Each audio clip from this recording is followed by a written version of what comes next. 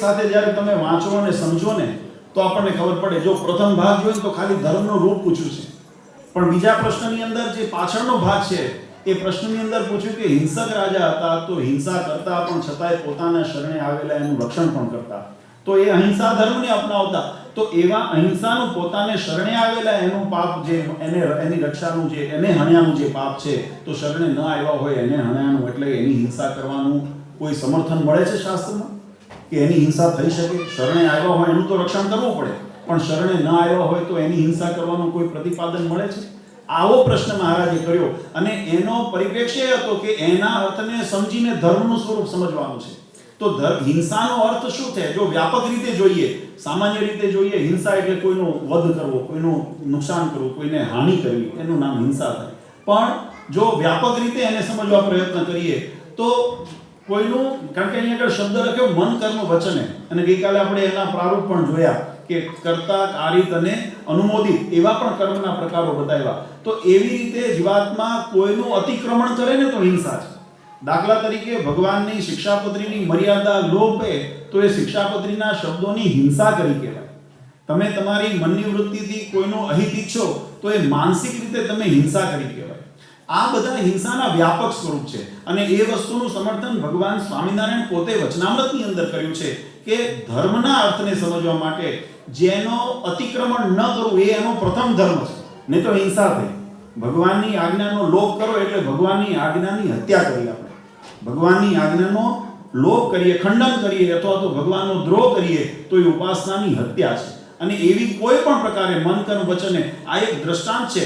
માત્ર શરીરને હાનિ પહોંચાડવી એ હિંસા નથી, માત્ર શરીરને હાનિ પહોંચાડવી એટલું જ સ્વરૂપ હિંસાનું નથી, પણ આ બધી પ્રકૃતિએ સહિત જો જીવાત્માને વિશે સમજે તો જ્યાં પણ તમે એપ્લાય કરો ભગવાનના સિદ્ધાંતો, ભગવાનની બાંધેલી મર્યાદાઓ, શાસ્ત્ર મર્યાદાઓ, કારણ કે બીજા જે પણ કર્મ છે એ ધર્મ, અર્થ અને કામના ભેદે કરીને એની અંદર વર્ણન કર્યા હોય, શાસ્ત્રોએ વર્ણન કર્યા હોય, તો પણ પ્રતિપાદિત શું કર્યું મહારાજે? તો મહારાજે છેલ્લે એમ લખ્યું વચનામૃતની અંદર, તો મન કર્મ વચ્ચે કરીને કોઈનું ભૂંડું વાંચવું નહીં. મન કર્મ વચને કોઈનું ભૂંડું, ભૂંડું એટલે સંકલ્પ માત્રથી ભૂંડું થાય, કોઈનું અહિત થાય એવો સંકલ્પ કર્યો, એ પણ હિંસા થઈ. એ પણ શું થયું? હિંસા. કોઈનો વધ કરો તો જ હિંસા છે એવું નથી, પણ કોઈનું અહિત થાય એવો સંકલ્પ પણ હિંસાની અંદર આવ્યો અને એની વ્યાપકતા ઘણી બતાવી. અને હું એક પગલું આગળ પણ જો સમજાવું તો અતિશયોક્તિ નથી કે એવી રીતે કોઈનું અહિત થાય એવું નહીં, કોઈના અહિત થવાનું કારણ બનો તોય પણ હિંસા છે. કોઈના અહિત થવાનું, કારણ કે કર્મના 3 પ્રકાર બતાવ્યો ને, કર્તા, કારિત અને અનુમોદિત. કોઈ ભગવાનના સિદ્ધાંતોનું ખંડન કરતો હોય ને એના સમર્થનમાં જઈને તમે ઉભા રહો, એનાથી હજારો જીવાત્માનું અહિત થાય છે, હજારો જીવાત્માનું કલ્યાણ બગાડે છે, તો એ હિંસા છે. આ બધા પ્રકાર હિંસાના સ્વરૂપની અંદર આપણે સમજીએ, વ્યાપક સ્વરૂપે સમજીએ, ત્યારે ધર્મનું મૂળ સ્વરૂપ સમજાશે. ત્યારે આપણે ધર્મના યથાર્થ રૂપને સમજી શકીશું. અને એવા ધર્મના યથાર્થ રૂપને, એટલે પ્રશ્નનો પ્રારંભ ધર્મના રૂપથી બતાવ્યો. ધર્મ કોણે કહેવાય, શાસ્ત્રની રીતે ધર્મ કોણે કહેવાય, અને આપણે 2 દિવસથી એનો વિસ્તારથી જે એના અંગો જોયા, એની ઉત્પત્તિ જોઈ, એના ફળશ્રુતિ જોઈ, અને એ ફળશ્રુતિના આધારે જે ધર્મની વ્યાખ્યા શાસ્ત્રોએ કરીને એની અંદર દ્રષ્ટાંતના રૂપમાં આપણે હિંસા અને અહિંસાના જે અહીંયા દ્રષ્ટાંત મહારાજે દીધું, ત્યારે મહારાજે કીધું કે એવા જે હિંસા આદિના જે ધર્મ અથવા તો પ્રસંગો શાસ્ત્રોમાં લખ્યા છે એ તો કેવળ સંકોચિત અવસ્થાને, સંકોચને અર્થે લખ્યા છે, પણ એના પ્રોત્સાહનને લીધે લખ્યા નથી. અને બાકી મહારાજે આજ્ઞા શું કરી? જે હિંસામય જે ધર્મ છે તે તો રાગ પ્રાપ્ત છે પણ કલ્યાણને અર્થે નથી, અને અહિંસા રૂપ જે ધર્મ છે તે તો કેવળ કલ્યાણને અર્થે છે. એટલે અને અપેક્ષા શું રાખી? અને મહારાજે પછી ઉપરીચર રાજાનું ત્યાં દ્રષ્ટાંત દીધું. ઉપરીચર રાજાના જેવા ગુણ હતા કે ઘણા એમ કે અમારે એવા સ્થાનમાં છે, અમારી જવાબદારી છે કે હિંસા કરવી પડે. ત્યારે મહારાજે એ વાતનું પણ ખંડન કર્યું કે ઉપરીચર જેવા રાજા હતા, પણ છતાંય એને હજારો યજ્ઞ કર્યા, પણ કોઈ જગ્યાએ હિંસાનું પ્રતિપાદન કર્યું નથી. અને એનાથી આગળ એના એ અહિંસા ધર્મના કારણે, અહિંસા ધર્મ રક્ષા અભ્યામ ખ્યાતો અસો સર્વતો નૃપ અગ્રણી વિષ્ણુ ભક્તા નામ એક પત્ની મહાવ્રત. એ પોતાના અહિંસા ધર્મને કારણે હજારો યજ્ઞ કર્યા, પણ હિંસાનું પ્રતિપાદન ન કર્યું, સમર્થન ન કર્યું, એટલે એ વિષ્ણુ ભક્તની અંદર અગ્રગણ્ય થયા, ભગવાનના એકાંતિક ભક્ત બન્યા, એની અંદર એનું સ્થાન પ્રાપ્ત થયું. તો જે પરમપદની પ્રાપ્તિ, આપણે જે મોક્ષની પ્રાપ્તિ જોઈએ છીએ, કારણ કે જે ધર્મનો જે હેતુ બતાવ્યો છે, ધર્મનું લક્ષ્ય બતાવ્યું છે, કયું છે? અભ્યુદયમ નિશ્રેયસ સિદ્ધિ સધર્મ, જે અભ્યુદય કરાવે જીવાત્માને, નિશ્રેયની જે પરમાશ્રયની જે પ્રાપ્તિ કરાવે, શ્રેયની જે પ્રાપ્તિ કરાવે, એનું નામ ધર્મ છે. તો પરમ શ્રેય છે ભગવાનના ધામની પ્રાપ્તિ, એટલે મુક્ત પદની પ્રાપ્તિ થાય, એ ભગવાનનો થવાનું આપણને બિરુદ પ્રાપ્ત થાય. તો એના માટે જે ધર્મની મર્યાદા શાસ્ત્રોએ બતાવી છે એને અનુસરવી પડે. માત્ર ઉલ્લેખ કરવાથી એનો અથવા તો પ્રસંગનું નિરૂપણ કરવાથી એ સિદ્ધાંત નથી બનતો, પણ જે આજ્ઞા કરવામાં આવી છે, એટલે મહારાજ અહીંયા સ્પષ્ટ આજ્ઞા કરી. શું આજ્ઞા કરી? અને કોઈ વાતનો અહંકાર રાખવો નહીં, અને સર્વના દાસાનું દાસ થઈને રહેવું, અને ક્રોધયુક્ત જે પ્રકૃતિ છે તે તો દુષ્ટનો ધર્મ છે, શાંત સ્વભાવ વર્તવું તે સાધુનો ધર્મ છે, તે ભક્તનો ધર્મ છે. આપણે કેવા ધર્મને અપનાવીએ છીએ? જો દુષ્ટનો ધર્મ અપનાવ્યો તો કયો ધર્મ? શિક્ષાપત્રીનો લોપ થાય, પરધર્મ નચાચર્યો. એ કોનો ધર્મ થયો? દુષ્ટનો, અસુરોનો ધર્મ હતો. આપણે ગઈકાલે શ્રીમદ મહાભારતના આપણે અનુશાસન પર્વનો એક પ્રસંગ લીધો ને એની અંદરથી આપણે જોયું યુધિષ્ઠિર અને ભીષ્મ પિતામહનો જે સંવાદ હતો, એ સંવાદની અંદર એમને દુઃખ વ્યક્ત કર્યું છે. પોતે જેમ મહારાજે કીધું હિંસક રાજા હતા, પણ શરણે આવેલા મારતા નહીં. એવા કોઈ કર્મ હિંસા આદિ કર્યા, યુદ્ધ કર્યા, મોટા મોટા યુદ્ધ કર્યા, ત્યાં હાર નહોતા પહેરાવ્યા. યુદ્ધમાં શું કરતા? યુદ્ધમાં જે પ્રતિદ્વંદી હોય, જે સામે દુશ્મન હોય, એનો વધ જ કરતા હોય ને. અને એ વધ કરતા પણ એ ધર્મના રક્ષાને માટે કરતા, એ મર્યાદાને લઈને કરતા, એના અધિકૃત રીતે કરતા, એને અમર્યાદિત, અન્યાયિક અથવા તો અધર્મને અનુસરીને ક્યારે પણ હિંસાનું પ્રતિપાદન કર્યું નથી. એટલે એવા અપવાદિત શબ્દમાંથી પ્રમાણ ન લેવું. ઘણા કોઈ એવું પ્રતિપાદન કરતા હોય કે ધર્મને અર્થે, યજ્ઞને અર્થે હિંસા કરવી પડે, ત્યારે શ્રીજી મહારાજે પણ આ વાતનું ખંડન કર્યું અને વચનામૃતમાં એનું પ્રમાણ આપ્યું. મહારાજે ઉપરી છે રાજા કે હજારો યજ્ઞ કર્યા, પણ કોઈ જગ્યાએ હિંસા કરવી ને હિંસાનું પ્રતિપાદન ન કર્યું, અને એટલા માટે વિષ્ણુ ભક્તમાં અગ્રગણ્ય થયા, એટલે ભગવાનના ભક્ત કહેવાના. એટલે એવા જે ધર્મ છે એનો ત્યાગ કરીને મહારાજ કહે છે કે કોઈ એમ કહેતું હોય કે હજારો માણસને નિયમમાં રખાવવા હોય તો એ સાધુતાના ગ્રહણ કેમ ચાલે? તો એનો ઉત્તર પણ શ્રીજી મહારાજે કર્યો છે. રાજા યુધિષ્ઠિર હજારો ગૌમાં રાજ્ય હતું તો પણ સાધુતા રાખી હતી, સાત્વિક સદાચારના ગુણ એમને પણ રાખ્યા હતા, ધર્મની મર્યાદા એમને પણ રાખી હતી. અને એમાં એના ભીષ્મ પિતામહ અને યુધિષ્ઠિરના જે સંવાદની અંદર, મહાભારતની અંદર, આ અનુશાસન પર્વની અંદર બહુ સુંદર આપણે સિદ્ધાંત સમજ્યા. અહિંસા પરમો ધર્મ, અહિંસા પરમ દમમ, અહિંસા પરમમ દાનમ, અહિંસા પરમમ તપ, અહિંસા પરમો યજ્ઞ તથા અહિંસા પરમમ ફલ, અહિંસા પરમમ મિત્રમ, અહિંસા પરમમ સુખમ. આ બધાની જો શ્રેય હોય તો અહિંસા એ પરમો ધર્મ છે, મર્યાદિત. એ મર્યાદા છે ધર્મની, એ પરમ સુખને છે. અને એટલે સર્વ યજ્ઞેષુ વા દાને, સર્વ તીર્થેષુ વા અલુપ્તમ, સર્વ દાન ફલમ વાપી નયતત તુલ્યમ અહિંસયા. આ બધાને ભેગા કરો, સર્વ દાન કરો, તપ કરો, યજ્ઞ કરો, આ બધાનું જો ફળ ભેગું કરો ને તો અહિંસાનું તુલ્ય વધુ થાય, અહિંસા રૂપી. કારણ કે મર્યાદામાં રહી કરેલું છે તો એનું મૂલ્ય થાય, નહીતર થાય નહીં. અને એ પ્રસંગને સમર્થનની અંદર આગળ મહાભારતની અંદર બ્રહ્માજીનો સંવાદ બતાવ્યો છે. આપણે ગઈકાલે અહીંયા સુધી રોક્યા હતા, અને આગળ હવે આપણે એ વચનામૃતને આગળ સમજવા માટે શા માટે આ ધર્મનું પ્રતિપાદન શાસ્ત્રોએ કર્યું છે? કારણ કે એ મોક્ષનો ધર્મ છે, એ મોક્ષનો ધર્મ છે. ને ભગવાનના ભક્તોએ કયો ધર્મ અનુસરવો જોઈએ? જ્યારે દુવિધા હોય, સરળ હોય તો મેં પહેલા જ દિવસ વાત કરી હતી, સરળ હોય ત્યારે આપણને દુવિધા નથી થતી. અત્યારે ઘણા બધા સંપ્રદાયના નામે, ભગવાનના નામે અનેક બધાના પંથો અને પોતાના મતો ચલાવે છે. આ દુવિધાનો પ્રશ્ન છે. એક સરખું દેખાય છે ને બધું, પણ એક સરખું દેખાવા છતાં પણ મોક્ષ ધર્મ કયો છે? આ વસ્તુ સમજો. બધું એક સરખું દેખાતું હોય, કદાચ આપણને શાસ્ત્રની અંદર એવું લાગતું હોય, શબ્દોની અંદર એવું લાગતું હોય, તો પણ જે મોક્ષનો ધર્મ છે, કલ્યાણકારી ધર્મ છે, જે પ્રતિપાદિત થયેલો હોય, જે પ્રમાણિત થયેલો હોય, ભગવાને જેમ આજ્ઞા કરી હોય એને અનુસરવી એ મોક્ષ ધર્મ છે, એ કલ્યાણનો ધર્મ છે. અને એ ધર્મને અનુસરવા આ બધા દ્રષ્ટાંતો શાસ્ત્રોએ આપ્યા.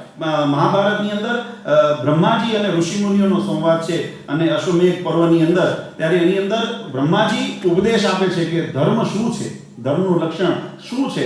ત્યારે અત ઉર્ધ્વ પશ્યામી નિયંતમ ધર્મ લક્ષણમ, કે હું તમને હે મહર્ષિઓ, હવે હું તમને ધર્મના લક્ષણ બતાવું છું, ધર્મની મર્યાદા બતાવું છું.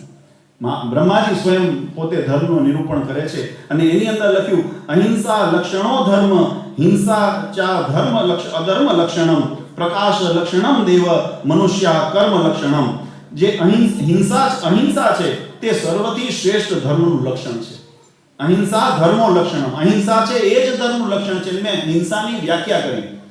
કોઈ પણ મર્યાદાનું અતિક્રમણ એ હિંસા છે, કોઈ પણ આજ્ઞાનું અતિક્રમણ એ હિંસા છે.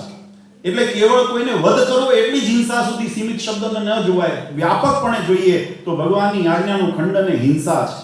પોતાના આત્મકલ્યાણની માટેથી વિરુદ્ધ વિપરીત કાર્ય કરીએ, કર્મબંધન કરીએ તો હિંસા છે. પોતાનું અહિત કરીએ છીએ, પોતાનું અહિત કરીએ છીએ અને બીજાનું અહિત કરવા જો સંકલ્પ મન કર્મ વચને કર્યો હોય અથવા તો કરતા કારિત અનુમોદિત પ્રકારે કરેલો હોય તો એ પણ એક પ્રકારની હિંસા છે. એટલે કીધું કે ધર્મનું જો કોઈ પરમ લક્ષણ હોય તો અહિંસા એ પરમ લક્ષણ છે.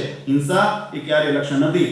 અહિંસા લક્ષણો ધર્મ, હિંસા ચ અધર્મ લક્ષણમ. જે હિંસા છે અધર્મનું લક્ષણ છે. તમે કોઈ પણ પ્રકારે હિંસા કરો, બ્રહ્માજી એમ કહે છે, કોઈ પણ પ્રકારે આપણે હિંસા કરીએ, મન કર્મ વચને હિંસા કરીએ તો પણ એ અધર્મનું લક્ષણ છે અને અધર્મથી ભગવાન રાજી થતા નથી. શ્રેષ્ઠ ફળની પ્રાપ્તિ અધર્મથી થતી નથી, ધર્મ પાલનથી થાય છે. અને એટલા માટે બ્રહ્માજી એમ કહે છે કે જે અહિંસા છે તે સર્વશ્રેષ્ઠ ધર્મનું લક્ષણ છે, હિંસા તે અધર્મનું લક્ષણ છે.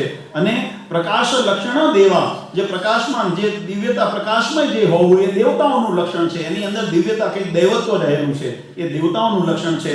અને મનુષ્ય કર્મ લક્ષણા, મનુષ્યનું લક્ષણ શું છે તો યજ્ઞાદિ સત્કાર્યો કરવા એ મનુષ્યનું લક્ષણ છે, માનવતાનું લક્ષણ છે.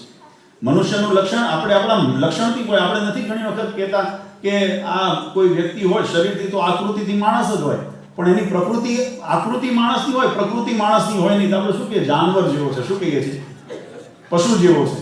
નથી કહેતા ઘણી વખત કે હવે માણસ તો થા, કેવું પડે છે ને કોકને કે બહુ હવે આ કોઈ નાનું તોફાન કરતું હોય તો એમ કે વાંદરા વિદ્યા બંધ કરો, શું કહીએ છીએ, કરીએ છે જ નથી. તો શું એ શરીરથી વાંદરો દેખાય છે? કોઈને એમ કહીએ કે આ તો ગધાડા જેવો છે એમ કહીએ છીએ. માફ કરજો, શબ્દો મર્યાદા આપણી શાસ્ત્રની પણ સમજવા માટે અત્યારે જરૂરી છે, કારણ કે આ સીધું અંદર અસર કરશે. આપણે કોઈને કહીએ કે ભાઈ આ તું આની રીતે બંધ કર, શું ફલાણાની જેમ ભસ કરું છું, કહીએ છે જ નથી કરતા. શા માટે એ શબ્દો કહીએ છીએ? પ્રકૃતિ, આકૃતિ કઈ છે? આકૃતિ માણસની છે પણ પ્રકૃતિ માણસની નથી. માણસની ઓળખાણ લક્ષણથી છે, એના માનવતાના લક્ષણ, સદાચારના લક્ષણ, ધર્મના લક્ષણથી એની ઓળખાણ છે. તમે જો તમારા ધર્મ મર્યાદામાં રહેશો, ભક્તની ઓળખાણ પણ એના લક્ષણથી છે. ભક્ત અબદ્ધમાં ભેદ કેમ ખબર પડે? તિલક ચાંદોને બાહ્ય આડંબર કરવાથી, વેશભૂષા પહેરવાથી ભક્ત અબદ્ધની ખબર પડતી નથી. એના લક્ષણ છે, એના વિચારો છે, એના કાર્યો છે. મન કર્મ વચને જ્યારે ભગવાન પરાયણ જીવન જીવતા હોય, ભગવાનની આજ્ઞામાં જીવન જીવતા હોય, એ ભક્તના લક્ષણ છે. એના ગુણથી ખબર પડે કે આ ભક્ત છે, અભક્ત છે. નહીતર તો મંદિરે આપણે ત્યાં તો અહીંયા આગળ વિદેશમાં ઓછું થતું હશે, પણ અમારે ઇન્ડિયામાં સમયો હોય, મેળો હોય ને, મેળાઓ જ્યારે થતો હોય, હજારો ભક્તોની ભીડ હોય ને, ત્યાં ઘણા એવા આવ્યા હોય જેનું ભગવાનમાં ધ્યાન ન હોય, એનું ઉમરામાં ધ્યાન હોય. જ્યાં બધા ચપ્પલ કાઢતા હોય ને, કોકના ખિસ્સામાં ધ્યાન હોય, તો એ બધા અહીંયા મંદિરના ભીડામાં તો આવ્યા ને ઉત્સવના, તો પણ એ ઉત્સવના ભીડામાં આવ્યા, મંદિરના પરિસરમાં આવ્યા, એવા તીર્થ સ્થાનમાં ગયા, તો શું એનું કલ્યાણ થયું? એનું કલ્યાણ ન થયું. કેમ? વૃત્તિ, એની વૃત્તિ, એનો નિશ્ચય, એની ભક્તિ, એની અંદર દોષ હતો. એ ધર્મને અનુસરવા ગયા હતા, તો તીર્થમાં ગયા પછી પણ એનો લાભ થયો નહીં. મંદિરે આવ્યા પછી પણ ભગવાનનો રાજીપો મળ્યો નહીં. એમ સત્સંગ કર્યા પછી પણ જો મોક્ષપદની પ્રાપ્તિ ન થાય તો આપણો મનુષ્ય જન્મ એળે જાય. એને એટલા માટે સાવધાન કરવા, એટલે અહીંયા વચનામૃતમાં પ્રશ્ન પૂછ્યો, ધર્મને સમજો.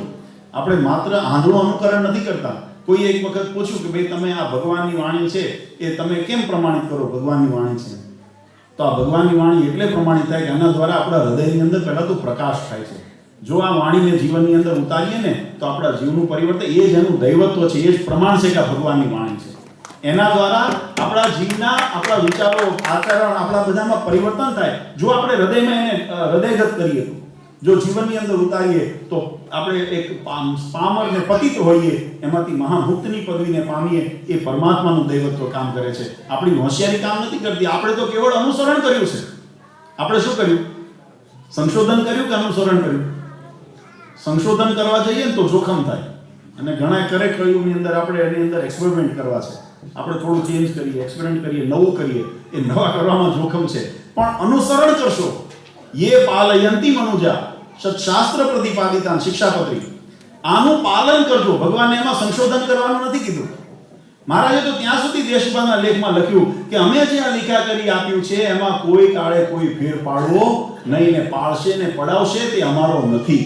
દેશભાગનો લેખ સ્પષ્ટ કે છે આજ્ઞાનું પાલન કરો. મોક્ષ ધર્મ એ છે, શરણાગતિનો ધર્મ એ છે, અને એનું અવલંબન કરો એટલે એ હિંસા થઈ. તો અહિંસાનો જ્યારે ધર્મ આપણે અપનાવવો હોય તો એનું પાલન કરે. અને એટલા માટે સ્વયં બ્રહ્માજી કહે છે અહિંસા લક્ષણો ધર્મ હિંસા ચ અધર્મ લક્ષણા પ્રકાશ લક્ષણો દેવા મનુષ્ય કર્મ લક્ષણા. એ રીતે અને મહારાજે આગળ પછી વાત લખી કે અને ડાળો દેનારા ભીમસેન જેવા તો હજારો હોય, તે વારીએ તોય પણ કર્યા વિનાનું રહેવાય નહીં. ભગવાન કીધું કે હોય જ પ્રકૃતિ, સમાજમાં તો બધી પ્રકૃતિના માણસો હોય. એટલે અહીંયા ભીમસેનનું દ્રષ્ટાંત મહારાજે દીધું કે ભીમસેન હતા એ ઉગ્ર બહુ થઈ જતા અને ઘણી વખત મારી નાખો, કાપી નાખો, મારી નાખો, કાપી નાખો. પણ ધર્મ મર્યાદાને યુધિષ્ઠિર હતા તો એ ધર્મ મર્યાદા રાખતા. એટલે મહારાજ કીધું કે ભીમસેન જેવું થવું સહેલું છે, ખંડન કરવું સહેલું છે. હમણાં અમે કેનેડા હતા, અમે પ્રસંગનું એક દ્રષ્ટાંત આપ્યું. તમારે કોઈ પણ ઇમારત બનાવવી હોય તો એના માટે કેટલી મહિનાઓની તૈયારીઓ કરવી પડે ને કેટલા મહિનાની મહેનત કરવી પડે. એનું પ્લાનિંગથી લઈને સ્ટ્રક્ચર ડિઝાઇન કરવી પડે, એના માટે મટીરિયલ એકત્રિત કરવું પડે. જેને આ ભણવામાં આવતું હશે કોઈ પણ, અથવા તો આપણે જોયું પણ હોય સમાજમાં, તો કોઈ પણ બિલ્ડિંગ બનાવવું છે તો એના મટીરિયલ ભેગું કરવું પડે, એના માટે બધા કારીગરો લાવવા પડે, એનું માપ પ્લાનિંગ કરવું પડે. એમાં એક દોરાવારનો પણ ફેર ન રહે એના માટે ચીવટ રાખવી પડે ને. કે નહીતર નીચે દોરાવારનો ફેર હોય તો ઉપર દિવાલનો હાંધો 1.5 ફૂટ છેટો થઈ જાય. ખબર પડે. આપણે તમે જુઓ આપણે ત્યાં અહીંયા આગળ તો એનું સ્કેલ બેલ રાખતા હોય. આપણે ત્યાં પહેલા એક નાની રોટી પેલું ભમરડા જેવું લટકાવતા, દોરી રાખતા. 2-4 ઈંટો મૂકે ને પછી પાછી એ દોરી મૂકે, એને માપે, વળી પાછી 2-4 ઈંટો મૂકે ને વળી પાછી દોરી મૂકે. એ સીધી લેવલમાં એ દિવાલ ઉપર જાય છે કે નહીં. કારણ કે નીચેથી તો 2 દોરાવાર જ ફેર પડ્યો હોય, પણ જ્યારે ઉપર જ્યારે છેડા ભેગા કરવાના આવે ને ત્યારે છેડા ભેગા થાય નહીં. એમ આપણા આચરણની અંદર પણ દોરાવાર ફેરમાં પણ આપણે સાવધાની રાખવી પડે, ચીવટ રાખવી પડે. આપણને એમ લાગે કે હવે આટલા શિક્ષાપત્રીના 212 છે એમાં 2 નહીં પડાય તો શું? આપણને શું લાગે? આપણને અત્યારે એમ લાગે કે અમે આટલા ભગવાનનું ભજન કરીએ છીએ ને 2 ઓછું કરશું તો શું? વર્ષમાં 24 એકાદશી આવે ને અધિક મહિનો હોય તો 2 વધારાની, પણ જે 24 એકાદશી આવે એમાં 2 એકાદશી નહીં પાડીએ તો શું? ઘણી વખત આપણને આવા મનમાં સંકલ્પ થતા હોય છે. ઘણી વખત આપણને આવા મનમાં સંકલ્પ થતા હોય કે આ 2 નહીં કરીએ તો શું, આટલું નહીં કરીએ તો શું? પણ વાલા ભક્તો એ જ બતાવે છે કે અહીંયા 2 દોરાનું છેટું રહેશે ને તો અક્ષરધામમાં 84 લાખનું છેટું થઈ જશે. કેટલું છેટું થશે? અહીંયા 2 દોરા 2 એકાદશીનો જ દ્વૈત થશે. એટલે અમારે ખાસ યુવાનોને ભલામણ, મંદિરે આવવાનું વ્યસન રાખજો. તમારા માટે અહીંયા જે મંદિરનો આ સંકલ્પ કર્યો છે, આ સત્સંગનો અહીંયા સંકલ્પ કર્યો છે, એનો મુખ્ય જો કોઈ ઉદ્દેશ હોય તો અમારા યુવાનો બધા, અમે સંતો હરિભક્તો બધા બેઠા હતા ત્યારે ચર્ચા થઈ કે ભાઈ ઘણા બધા ભારતથી અહીંયા હરિભક્તો યુવાનો અહીંયા આગળ ભણવા, નોકરી માટે, બીજા કામ માટે આવતા હોય છે. અહીંયા આવીને બીજું તો રડી લે છે અને એ તો એને સમાજ દુનિયા શીખવાડી દે છે, પણ આત્મકલ્યાણનું અહીંયા આગળ પોષણ ન મળે અને પોતાના આત્મકલ્યાણથી વંચિત ન રહી જાય એટલા માટે આ મંદિરનો સંકલ્પ કર્યો. પૂજ્ય આચાર્ય મહારાજ શ્રી અજેન્દ્ર પ્રસાદજી મહારાજે આશીર્વાદ આપી, આજ્ઞા આપી અને બધા ભક્તોએ સહિયારો પ્રયાસ કરી અને બધાએ આપણે સુંદર મંદિરનું નિર્માણ કર્યું. પણ અહીંયા આવવાનું વ્યસન રાખશો તો ઉપર હાંડા ભેગા થશે. જો અહીંયા આવવાનું વ્યસન નહીં રહે ને અહીંયા દોરાવાર છેટા જતા રહેશું ને તો સમય આવશે, જ્યારે અંત સમય આવશે ને શરીરનો ત્યાગ કરવાનો જ્યારે આવશે ને ત્યારે આપણે ઘણું છેટું થઈ ગયું હશે. મહારાજે પણ પ્રથમના વચનામૃતમાં શબ્દો વાપર્યો, તમારે ને અમારે ઘણું છેટું થઈ જશે. એ ન થાય એટલા માટે અહીંયા સાવધાન કરવા માટે શાસ્ત્રો આપણને બતાવે છે. એટલા માટે અહીંયા વચનામૃત આપણને બતાવે. ભગવાન સ્વામિનારાયણ પણ કે અમને કેવા ગુણ ગમે છે. ભીમસેન જેવા ઉગ્ર થનારા તો ઘણા બધા મળે, પણ જો જેને માટે તીખા સ્વભાવવાળાની તો કોઈ ખોટ નથી એવા તો ઘણાય હોય, પણ સાધુ થવું એ જ ઘણું દુર્લભ છે. મારા વચનામૃતમાં શું કે સાધુ ગુણે સંપન્ન થવું. સાધુ એટલે સત્પુરુષ, સદાચારી થવું, જે શાસ્ત્રોની બાંધેલી મર્યાદાને અનુરૂપ થવું, એવા સદાચારને યુક્ત થવું એ બહુ દુર્લભ છે. એટલે દુર્લભ છે એટલે ન મળે એવું નથી, પણ એના માટે સાવધાન ને પુરુષાર્થને ખટકો વધારે રાખવો પડે. બગડવું સહેલું છે. અમે એક દ્રષ્ટાંત આપતા હતા, મકાન બનાવવું આપણને ઘણું અઘરું પડે, તોડવું સહેલું છે. એક બુલડોઝર લઈને આવો, પેલું હેમર આવે છે ને મોટી ઘોડા જેવી, હેમર લઈને એક ફટકો મારો એટલે આખું 6 મહિના 8 મહિના વર્ષ દિવસથી આપણે બનાવીને ઊભું કર્યું હોય એ 10 સેકન્ડમાં 20 સેકન્ડમાં 5 મિનિટમાં તૂટી જાય. આપણે પોતાને, તમે જો વૃક્ષને વાવો તો એને માવજત કરવી પડે, ખાતર પાણી આપો, માવજત કરો ત્યારે મોટું વૃક્ષ થાય. કાપવામાં કેટલો સમય લાગે? કરવતી લઈને એક વખત મંડી પડો કાપતા. વિનાશને કોઈ દિવસ વાર નથી લાગતી, વિનાશ તત્કાળ થાય છે, નિર્માણ કરવામાં હંમેશા વાર લાગે છે. અને એટલા માટે નિર્માણની સાવધાનીમાં શાસ્ત્રોએ બતાવી. મહારાજ કહે કે જગતની અંદર બગડવું તો બહુ સહેલું છે, વ્યસન કરવું, દૂષણ કરવું ને આ બધા જે આપણા માટે અમર્યાદિત જે વસ્તુ અભક્ષ્ય ખાવું વગેરે જે પણ શાસ્ત્રોએ નિષેધિત કર્યા છે એને અનુસરવું, જગતને રવાડે ચડવું એટલે તરત થશે.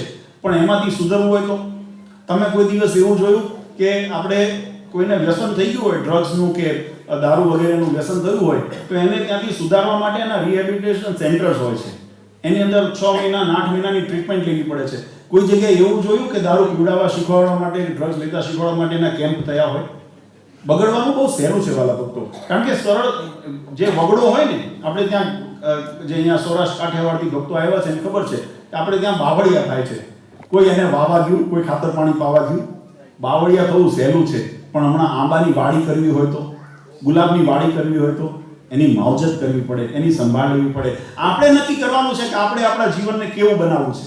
આપણે આપણા જીવનને બાવળ જેવું બનાવવું છે, વગડા જેવું બનાવવું છે, કે આપણે આપણા જીવનને બગીચા જેવું બનાવવું છે. અને એ બગીચો કેવો કે આપણને સંસારનું તો સુખ આપણને થોડું અનુભવાય, શાંતિ અનુભવાય, પણ એનાથી વિશેષ ભગવાનને આપણે ગમીએ એવું આપણે જીવન બનાવવું છે. અને એટલા માટે શાસ્ત્રોએ ધર્મનું પ્રધાનપણું આપ્યું. ધર્મ મર્યાદામાં રહીને, અને તમે ભક્તિ માર્ગ હોય કે વ્યવહારિક માર્ગ હોય, પણ મર્યાદા આપણે શરૂઆતમાં એટલે મેં ધર્મના સ્વરૂપને સમજાવ્યું બંને રીતે. અલૌકિક સુખને જોઈતું હોય કે પરલૌકિક સુખને જોઈતું હોય તો ધર્મ ભક્તિ માર્ગમાં પણ મહારાજે લીધું ધર્મ રહિત ભગવાનની ભક્તિ ન કરવી. અને હજુ આગળ મહારાજ આગળ બતાવે છે કે એ રીતે દુર્લભ અહિંસા વગેરે સાધુ ધર્મને યુક્ત થવું તો દુર્લભ છે. અને એટલે મહારાજે ભલામણ કરી કે એટલે માટે સાધુએ તો મન કર્મ વચને કરીને કોઈનું ભૂંડું વાંચવું નહીં અને કોઈ વાતનો અહંકાર રાખવો નહીં, સર્વના દાસાનો દાસ થઈને રહેવું. આવું મહારાજે અપેક્ષા રાખી કે ધર્મ મર્યાદાની અંદર રહો. અને જો હવે આ વાતનું સંક્ષિપ્તની અંદર જો સાર સમજીએ, ભગવાને આપણને શિક્ષાપત્રી રોજ વાંચીએ છીએ ને, શિક્ષાપત્રીમાં ધર્મનું કેટલું મહારાજે મન કર્મ વચને કેવી રીતે ન થાય એના માટે આપણને કેટલી આજ્ઞાઓ કરી. તો મહારાજે પહેલું શિક્ષાપત્રીની અંદર લખ્યું 11મો શ્લોક, કશ્યાપી પ્રાણીનો હિંસા નૈવ કાર્યાત મામકી. મહારાજ કે અમારા આશ્રિતોએ ક્યારે પ્રાણીની કોઈની પણ હિંસા કદાપી કરવી નહીં, અને સૂક્ષ્મ એવા જે જીવજંતુ હોય એની પણ હિંસા કરવી નહીં. ને તો ચાંચડ, માકડ, મચ્છરની તો કોઈ કિંમત ન હોય ને. આપણે જગતની અંદર તો એની શું કિંમત હોય, પણ છતાંય મહારાજ કીધું એવા સૂક્ષ્મ જીવ હોય તો પણ ક્યારે એની હિંસા કરવી નહીં. પછી મહારાજે હજુ એક આગળ લખ્યું, આ મનુષ્ય કર્મ સ્વભાવગત કર્યું. હવે દૈવી કર્મની અંદર જેને મહારાજે કીધું દેવતા પિતૃ યાગાર્થમ, દેવતા પિતૃ યાગાર્થમ પ્યાજ દેશશ્ચ હિંસનમ ન કર્તવ્યમ અહિંસૈવ ધર્મ પ્રોક્તસ્તિ યન્મઃ. જે દેવતા અને પિતૃ આ અલૌકિક થયું. પહેલું શું થયું? સ્વાભાવિક થયું. નાના નાના જીવ જંતુઓ સ્વાર્થ માટે, પોતાના નિહિત સ્વાર્થ માટે, કદાચ ખાવા ભક્ષ્ય કરવા માટે કે બીજા ત્રીજાની નિષેધ. પણ જ્યારે એવી કોઈ હિંસા એવી કરવી નહીં, પહેલો નિષેધ એનો કીધો. પછી કદાચ એવું થયું કે જે હમણાં કીધું ને કે શરૂઆતમાં વચનામૃતમાં આવ્યું ને કે યજ્ઞની અંદર હિંસાનું પ્રતિપાદન ક્યાંય જોવા મળે છે, મહારાજે એનું પણ કીધું. મહારાજ કહે છે કે દેવતા અને પિતૃ તેના યજ્ઞને અર્થે પણ ક્યારે પણ હિંસા કરવી નહીં. અને અહિંસા જ મોટો ધર્મ છે. અને સર્વશાસ્ત્રમાં તેને યન મહાન, એને મહાન મોટો ધર્મ કીધો છે. એટલે અહિંસા ધર્મને અનુસરવું. ભગવાનને અર્થે, દેવતાને અર્થે, પિતૃઓને અર્થે પણ એ નિમિષે પણ દૈવી કાર્યમાં પણ હિંસાનો ક્યારે સમર્થન ભગવાને કર્યું નહીં. હજુ મહારાજ આગળ એક કહે છે, સ્ત્રીયા ધનસ્ય વા પ્રાપ્તે સામ્રાજ્યસ્ય ક્વચિત મનુષ્યસ્ય તુ કશ્યાપી હિંસા કાર્ય ન સર્વથા. શિક્ષાપત્રી મહારાજ કે સ્ત્રીની પ્રાપ્તિ થાય, ધનની પ્રાપ્તિ થાય, અથવા સામ્રાજ્યની પ્રાપ્તિ થાય, મોટી સત્તાની પ્રાપ્તિ થતી હોય, મોટી પદવીની પ્રાપ્તિ થતી હોય, પોતાના સંતોષ થતો હોય, માન સન્માન કીર્તિ યશ મળતું હોય, આવા કોઈ પણ સામ્રાજ્યમાં બધું આવી ગયું ને, સામ્રાજ્યમાં બધું આવી ગયું. સ્ત્રીની પ્રાપ્તિ માટે, ધનની પ્રાપ્તિ માટે, અથવા તો મોટા સામ્રાજ્યની મોટી સિદ્ધિની પ્રાપ્તિ માટે પણ શું કહે છે કે ક્વચિત મનુષ્યસ્ય તુ કશ્યાપી હિંસા કાર્યા ન સર્વતા. કે ક્યારે પણ એના નિમિત્તે પણ હિંસા કરવી નહીં. સ્વાભાવિક પણ ન કરવી, દૈવી કાર્યોમાં પણ ન કરવી, અને લોભે કરીને પણ ન કરવી. સ્ત્રીના ધનના, અહીંયા સ્ત્રીઓ હોય તો એને પુરુષ ગણી લેવાનું. આ વસ્તુ અન્યોન્ય છે. એટલે એવું લખ્યું સ્ત્રીના અર્થે એટલે ખાલી બહેનો માટે કર્યું એવું નથી. બહેનો માટે પણ, કારણ કે નિયમ તો બધાને લાગુ પડે ને. અને એક વસ્તુ છે, જીવ છે ને સ્ત્રી પુરુષ નથી. જીવ છે ને સ્ત્રી પુરુષ નથી, શરીર સ્ત્રી પુરુષનું છે. જીવ જેના યોગમાં આવે છે ને એવો થઈ જાય છે. એ આખો વિષય જુદો છે. જો કોઈ વખત એના વિષય ઉપર આપણે છણાવટ કરશું. પણ અહીંયા આગળ જે શાસ્ત્રે લખ્યું કે અન્યોન્ય છે, તો પોતાના નિસ્વાર્થને અર્થે મોટા સામ્રાજ્યની પ્રાપ્તિ થતી હોય તો પણ એની અંદર હિંસા ન કરવી. વળી આગળ ભગવાન કહે છે, ન ભક્ષ્યમ સર્વથા માંસમ યજ્ઞ શિષ્ટમ અપી ક્વચિત ન પેયમ સુરા મદ્યપી દેવ નિવેદિતમ. ભગવાનને ધરાવીને વિશે પણ ભગવાનને ધરાવીને તો પ્રસાદનો મહિમા કેટલો હોય. આપણે ત્યાં પ્રસાદનો મહિમા બહુ હોય. ભગવાને વચનામૃત આદિ શાસ્ત્રોમાં સત્સંગી જીવનની અંદર અને ભાગવત આદિ પુરાણની અંદર આ વસ્તુ બહુ સ્પષ્ટ રીતે લખી છે કે ભગવાનનો પ્રસાદ આપણે ગ્રહણ કરતા જો એનું એક ટીપું અથવા એક કણ જો ધરતી ઉપર પડે તો એનો બહુ મોટો યમપુરીની અંદર એને પાપણોથી ઉપાડવામાં આવે એવું એનો શિક્ષા બતાવી છે. એને યમપુરીની અંદર એટલો એનો દોષ બતાવ્યો છે. એટલે સાવધાનપૂર્વક એક ટીપું નીચે ન પડે એ રીતે પ્રસાદ ગ્રહણ કરો, આટલો મહિમા છે. પણ મહારાજે શું લખ્યું કે જો ભગવાનને અર્થે દેવતા પિતૃ યાગાર્થમ અથવા તો ભગવાનને યજ્ઞનો પ્રસાદ છે એ વિશે પણ કોઈ આપણને એવું હિંસક અથવા હિંસા એટલે અહીંયા પ્રસાદના રૂપમાં જે ન ખપતું હોય એવું, સુરા માંસ હોય અથવા કોઈ એવું અભક્ષ્ય વસ્તુ હોય એને પ્રસાદના રૂપમાં પણ આપે તો અમારા ભક્તોએ એને ક્યારે ગ્રહણ કરવું નહીં. એ કેમ ન કરવું કે તમે એ ગ્રહણ કરીને એક તો પોતાની ઇન્દ્રિયોને અપવિત્ર કરો છો, મન બુદ્ધિ અપવિત્ર થાય છે અને અનુમોદિત એ કાર્યને પ્રોત્સાહન મળે છે. તમારા એવા કર્મથી તમે દારૂના પ્રસાદને ગ્રહણ કરો એટલે ઓલાને દારૂ ચડાવવાનો બળ મળે. તમે એની અંદર ભાગ ન બનશો. એ ચડાવે ન ચડાવે એનું કર્મ ભોગવશે, પણ તમે એમાં ભળશો તો એનો દોષ તમને પણ લાગશે, અનુમોદિત કર્મ થશે. કોઈ હિંસા કરે, તમે ઘણા એવું કે અમે મારતા નથી, બજારમાંથી મરેલું લઈ આવીએ, આવું ઘણા તર્ક કરતા હોય છે. પણ તમે એની અંદર ભળ્યા એટલે તમે પાપના ભાગીદાર થયા. તમે હિંસાના અનુમોદિત હિંસાના તમે કર્મની અંદર તમે ભરાણા. એટલા માટે શાસ્ત્રો કીધું. એટલે મહારાજે ત્રણેય શબ્દો વાપર્યા, મન કર્મ વચને કરીને. મનના સંકલ્પથી પણ એવો સંકલ્પ ન કરવો. તો એવા તર્કની અંદર ક્યારે ભરાવું નહીં. કદાચ શાસ્ત્રનું ઓઠું લઈને પણ કોઈ તમને સમજાવે, ઘણા એવો તર્ક કરશે કે જો શાસ્ત્રમાં આવું લખ્યું છે, પણ મહારાજે કીધું એ લખ્યું એટલે ધર્મ થતો નથી. ધર્મ તો, અને એ કદાચ ધર્મ લખ્યો પણ હોય તો પણ એ ધર્મ અર્થ કામને અનુલક્ષીને લખ્યો છે, જગતને અનુલક્ષીને લખ્યો છે, કલ્યાણને અનુલક્ષીને લખ્યો નથી. અને અમારા ભક્તો હોય એને તો સાધુના ધર્મ રાખવા, કલ્યાણના મોક્ષના જે ધર્મ છે એને અનુસરવા, અન્યથા બીજા ધર્મને અનુસરવા નહીં. એ બધા પરધર્મ થયા. આ શાસ્ત્રનો અમારા આશ્રિતને જેને મોક્ષની કામના છે એને તો અમારા બાંધેલા ધર્મને અનુસરવા. મહારાજ અહીંયા સ્પષ્ટ લખ્યું કે કોઈ સુરા માંસ આદિનું જો યજ્ઞના શિષ્ટ એટલે યજ્ઞના પ્રસાદ રૂપ પણ કોઈ અર્પણ કરવામાં આવે તો એનું ક્યારે કરવું નહીં. અને પછી મહારાજે આગળ લખ્યું, જો આ બધા શરીરથી કર્મ કર્યા, હવે મનથી તો એમાં લખ્યું, મિથ્યા અપવાદમ કશ્મીરશિત સર્વતા ન સત્યતે નારોપ્યમ નાચ શબ્દસ્ય ભાષણ્યમ કદાચન. અને પોતાના સ્વાર્થ સિદ્ધને અર્થે પણ કોઈના ઉપર મિથ્યા અપવાદ કરવો નહીં. અને કોઈએ ગાળ તો ક્યારે બોલવી નહીં. આ બધું શું થાય? મનથી, વચનથી હિંસા થઈ. આ બધી વાણીથી હિંસા થઈ. તમે કોઈના માટે એવા શબ્દો બોલો તો એ વાણીથી હિંસા થઈ. અને આપણે અહિંસા ધર્મો, અહિંસા પરમો ધર્મો, અહિંસા પરમો તપ. આપણે અહિંસા ધર્મ મોક્ષ ધર્મ છે જે પરમ સિદ્ધિને અપાવે છે, એવો અહિંસા આદિ જે ધર્મ છે, આ મર્યાદા છે, અહિંસા છે. મર્યાદાનું ઉલ્લંઘન કરો એ હિંસા છે. એટલે જે અહિંસાનો ધર્મ શાસ્ત્રોએ બતાવ્યો, આ મહારાજે શિક્ષાપત્રીની અંદર આ નોંધ લીધી. મહારાજ કે અને જે દેવતાઓને સુરા નૈવેદ્ય આદિનું માંસ વળી દેવતા આગળ બકરા આદિનું જીવની હિંસા થતી હોય તે દેવતાનું નૈવેદ્ય પણ લેવું નહીં. આ શિક્ષાપત્રીની અંદર આ વગેરે મહારાજે આપણને આજ્ઞા કરી અને એના દ્વારા આપણને ધર્મનું મૂળ સ્વરૂપ આપણને સમજાવ્યું. વાલા ભક્તો, હું માનું છું કે આપણે આ વચનામૃત સંપૂર્ણ રીતે જ્યારે એક સાથે આનું શ્રવણ કરશું, આપણે 2-3 વિભાગની અંદર એને વિસ્તારથી સમજવા પ્રયત્ન કર્યો છે, પણ જ્યારે બધાને એક સાથે જ્યારે મનન કરીએ ત્યારે એનો સૂર એક આપણને નીકળે. થોડા આગળ આવો પેલા. મને ગમ્યું મંદિર નાનું પડ્યું.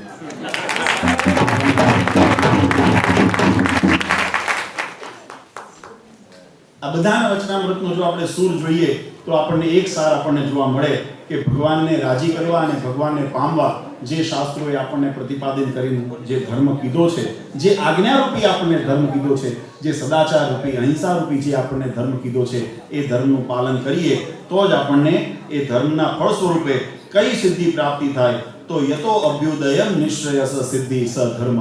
જે અભ્યુદયની પ્રાપ્તિ કરાવે અને ભગવાનના પરમશ્રેયની પ્રાપ્તિ અથવા પરમ મુક્ત પદની પ્રાપ્તિ કરાવે એવો જે ધર્મ, એનું આપણે અનુસરણ કર્યું ને એનું યથાર્થ રૂપ કર્યું કહેવાય. તો હું આશા રાખું છું કે આપણે આ 3 દિવસના મંથન પછી ધર્મને યથાર્થ રૂપે સમજી શક્યા હશું અને એને જીવનમાં પાલન કરવાનો આગ્રહી થશું. કારણ કે ધર્મનું નામ, એટલે મેં શરૂઆતમાં વ્યાખ્યા કરી, ધર્મનું નામ સાંભળવું નથી, ધર્મનું નામ છે ધારણ કરવું. ધારે ઇતિ ઇતિ ધર્મ.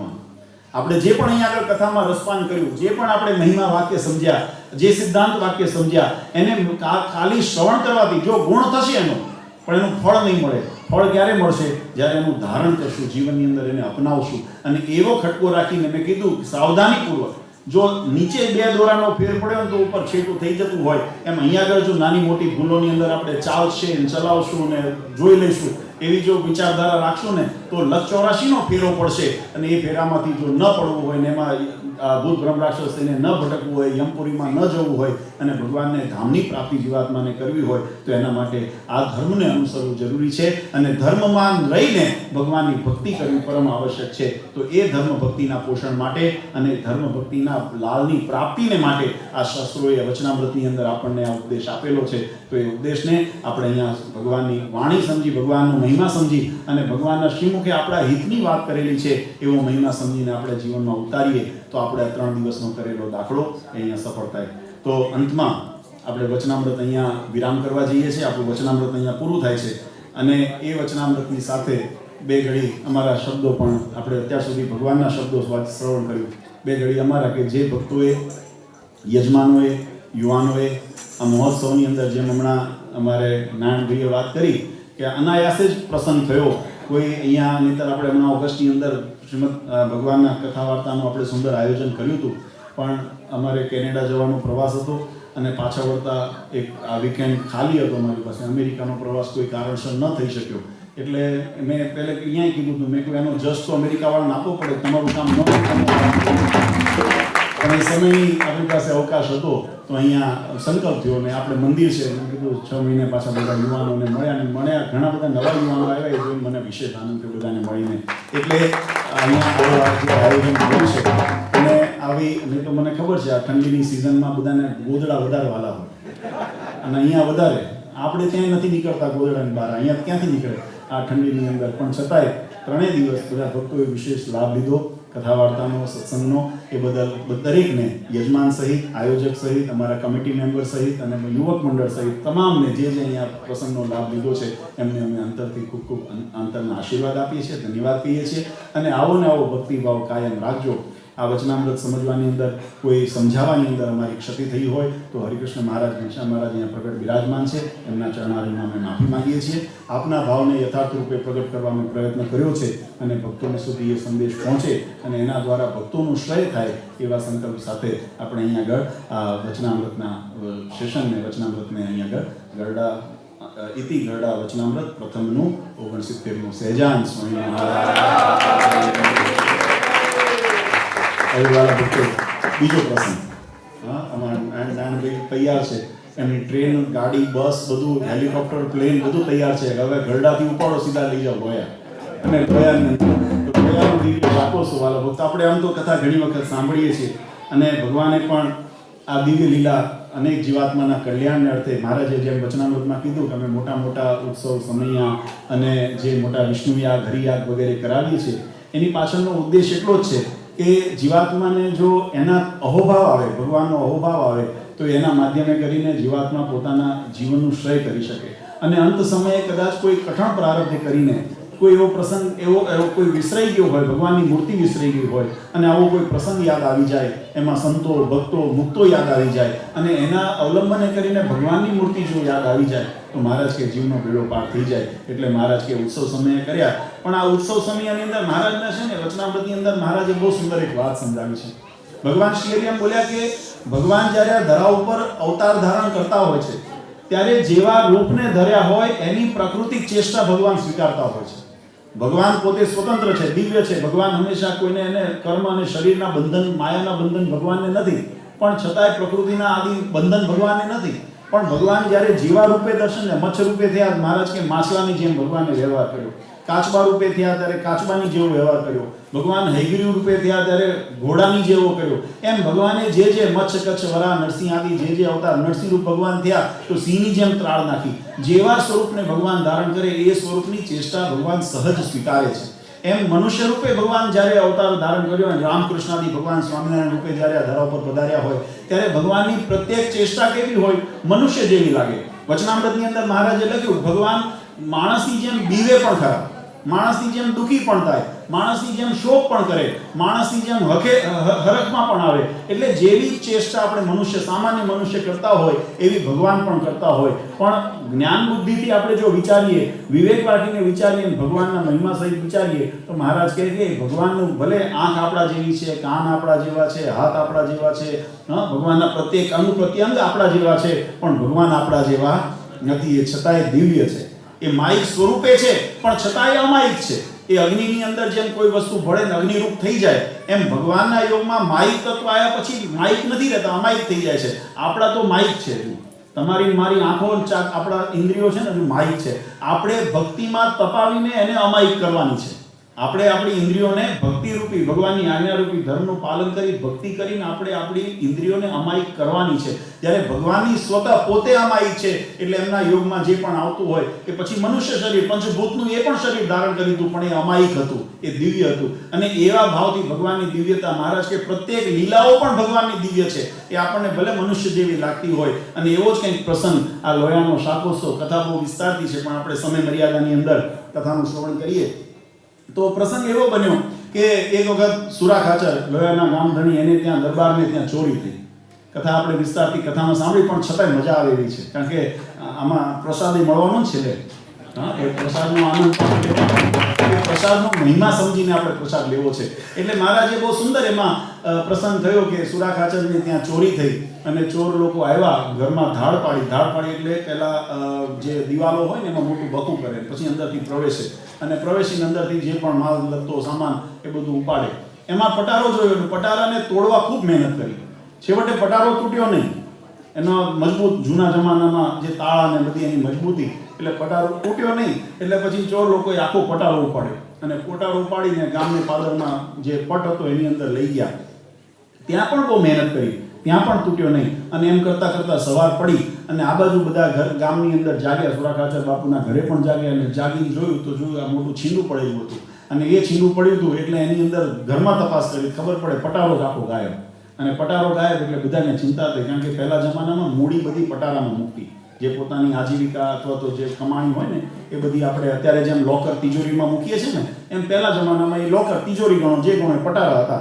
તો એ પટારામાં બધું મૂકેલું હતું.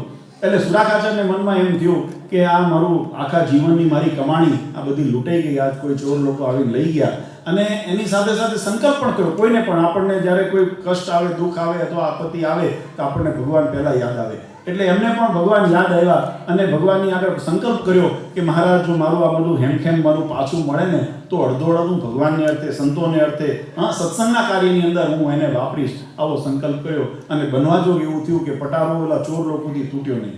ગામની પાદરે બહુ મહેનત કરી, સવાર પડ્યું, બધા લોકોની અવર જવર શરૂ થઈ ગઈ. એટલે ચોર લોકો પછી ગભરાણા કે આ જો કોકના હાથમાં આવશું ને તો પટારામાંથી તો કંઈ નહીં મળે, પણ આપણા હાડકા ખોખરા થઈ જશે. એટલે બધા એ પટારો મૂકીને ત્યાંથી ભાગ્યા. ગામ લોકોને ખબર પડી કે આ તો બાપુનો પટારો છે.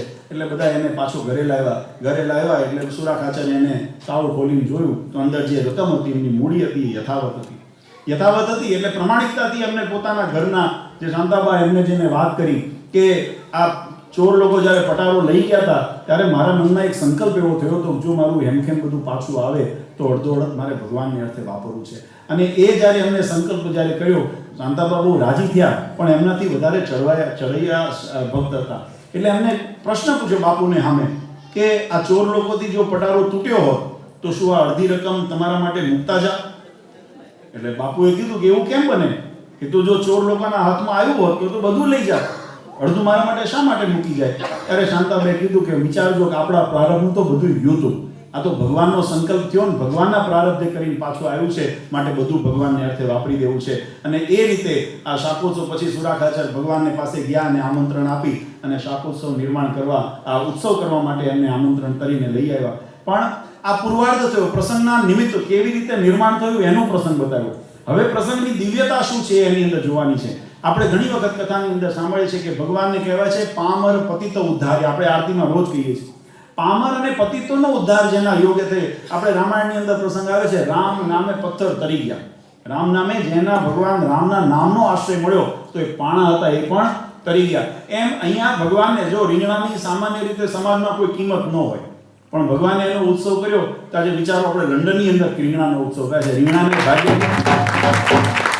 નહીં તો સામાન્ય રીતે કોઈ આ સારા પ્રસંગમાં એનો ઉપયોગ ન કરે, પણ મહારાજે એનો ઉપયોગ કર્યો અને એનો ઉત્સવ કર્યો. અને એ ઉત્સવની અંદર ભગવાને કેવી દિવ્યતા કરી એ પ્રસંગનો ખૂબ સુંદર આબેહૂબ નંદ સંતોએ એને અમે વિશેષ કરીને પ્રેમાનંદ સ્વામીએ એનું બહુ સુંદર વર્ણન કર્યું છે, એનું પદ બનાવ્યું. આ પ્રસંગ જ્યારે બનતો ને ત્યારે આ લીલા મહારાજ કરતા આ વખતે ભગવાને, આમ તો આપણે ભગવાનના વર્ણન ઘણી વખત રાજા ધીરાજના રૂપમાં આપણે દર્શન કરતા હોઈએ, વર્ણન સાંભળતા હોઈએ, પણ આજે ભગવાને નવું રૂપ ધર્યું છે.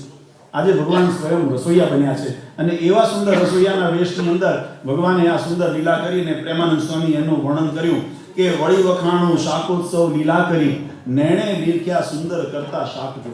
આજે અમે આ વખાણવા જેવો પ્રસંગ આજે અમે જોઉં છું. આ અમારા આ કેવો પ્રસંગ છે તો એની અંદર લખ્યું દુર્લભ છે સુરપુર વાસી નર નારને વ્યાસ વિરંચી શુક નારદ નિત્ય ગાયજો. આ દેવતાઓને પણ દુર્લભ છે એવો આ દિવ્ય પ્રસંગનો આજે અમે લાભ લયા છે. કયો પ્રસંગ?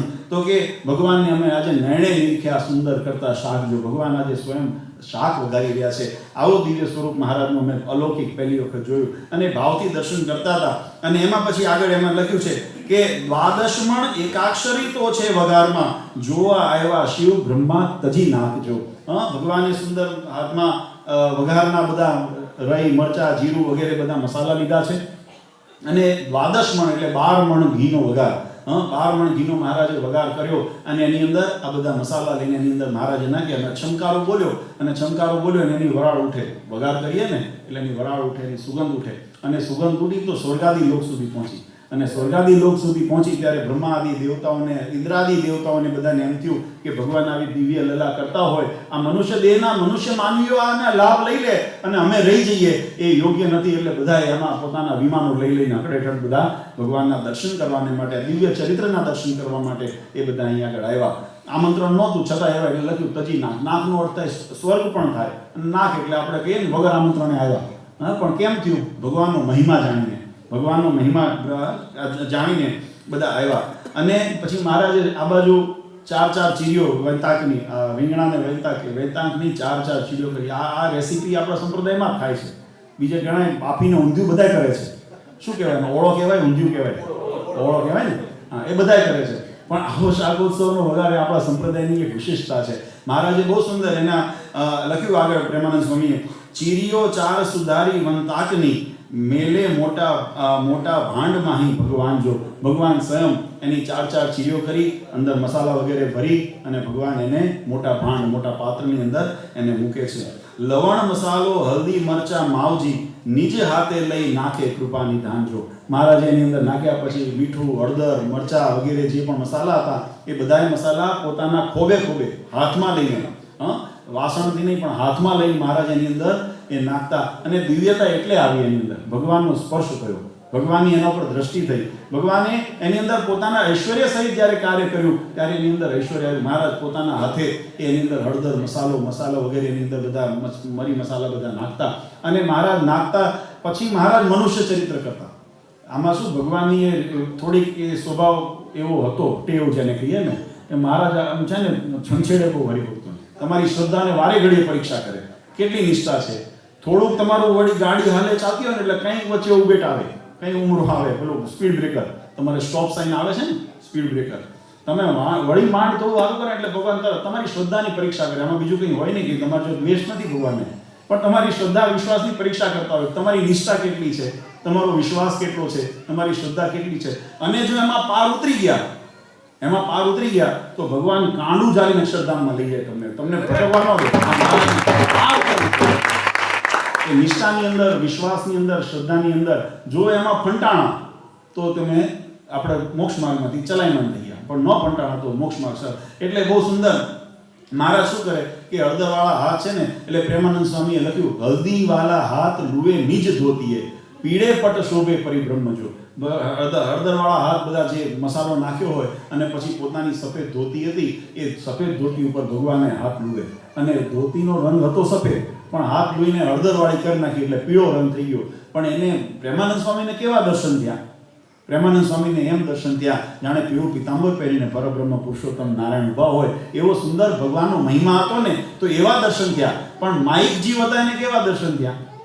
પ્રેમાનંદ સ્વામી એટલા માટે લખ્યું કે હલ્દીવાલા હાથ લુવે નિજ ધોતીએ, શોભે સુંદર પીળે પટ પરિબ્રહ્મ જો, અક્ષર પર પુરુષોત્તમજીએ નવ રૂપ ધર્યું, એકાંતિક મહામુનિ સમજે મર્મ જો.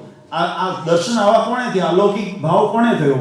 જે એકાંતિક હતા, મહામુનિ હતા, જ્ઞાની હતા, ભગવાનના પરમ ભક્ત હતા, જેને ભગવાનમાં અહોભાવ હતો, એને તો ભગવાનના પીળા પિતાંબર પહેરીને મહારાજ દર્શન દે છે એવું એને રૂપ લાગ્યું. અને પણ જે એકાંતિક નહોતા, હજુ કાચા હતા, હજુ પરિપક્વતા નહોતી, એને શું લાગ્યું? એનો પ્રસંગ આપણે શાસ્ત્રની અંદર આમાં કીર્તનમાં નથી લખ્યો, પણ આ મર્મ બતાવે છે પ્રસંગની અંદર કે એકાંતિક મહામુનિ હતા, એને આવો ભાવ થયો કે પીળા પિતાંબર પહેરીને પરબ્રહ્મ પુરુષોત્તમ નારાયણ ઉભા છે. પણ જેને એવું જ્ઞાન નહોતું, આપણે ચરોતર બાજુના કાશીદાસ, કામદાસ વગેરે પાટીદાર ભક્તો ભગવાનના કથા વાર્તાનો મહિમા સંતો દ્વારા સાંભળી અને પ્રસંગની અંદર દર્શન કરવા ગયેલા. અને દર્શન કરવા જ્યારે ગયા અને બરાબર બન્યું એવું કે ભગવાન આ બાજુ આ વઘાર કરતા હતા અને હળદર મસાલો વગેરે ભગવાન અંદર એ ભાંડણાની અંદર એટલે પાત્રની અંદર એ મસાલો નાખતા હતા, પોતાના હાથ હળદરવાળા જે હતા પોતાની ધોતીએ લૂછતા હતા. અને એટલામાં આ કાશીદાસ, કામદાસ વગેરે પાટીદાર ભક્તો એ આવ્યા અને ભગવાનના આ ચરિત્રને જોઈને મનમાં મનુષ્ય ભાવ આવ્યો, સંશય થયો. મનની અંદર એવો ભાવ થયો કે આને સામાન્ય માણસનો વિવેક નથી, આવી મોંઘી ધોતી કોઈએ ભેટ આપી છે અને એને પોતે આ હળદરવાળી કરી નાખી. આવા સામાન્ય રસોઈયાને પણ આટલો વિવેક હોય, ગમછો, રૂમાલ, કટકો કંઈક સાથે રાખે, આ ધોતીએ લુવે છે, આને માણસનો વિવેક નથી, તેને ભગવાન કેમ માનો? આવો અભાવ આવ્યો, આવો અભાવ આવ્યો. એટલે પ્રેમાનંદ સ્વામી આ કડી લખી, એકાંતિક મહામુનિ સમજે મર્મ જો. આ મર્મ સામાન્ય જીવને સમજાણો નહીં, સામાન્ય જીવને મનુષ્ય ભાવ આવ્યો. અને એ મનુષ્ય ભાવ આવ્યો એટલે ભગવાનનો અભાવ આવ્યો, ન અભાવ આવ્યો એટલે સ્વાભાવિક રીતે એમ થાય ઘણા અહીંયા આગળ અપેક્ષા લઈને આવ્યા હોય કે અહીંયા આગળ કંઈક મોટું બધું જાહો જલાલી હશે અને ન એનું સંતોષી થાય એટલે પાછા વળી જાય ને કે ભાઈ અહીંયા મજા આવે એવું નથી. કારણ કે અહીંયા તો ધર્મ, જ્ઞાન, ભક્તિ, વૈરાગની વાત થતી હોય, મિજબાની થતી હોય, મહેફિલો જામતી હોય, એનો જેને રસ હોય એને અહીંયા રસ હોય.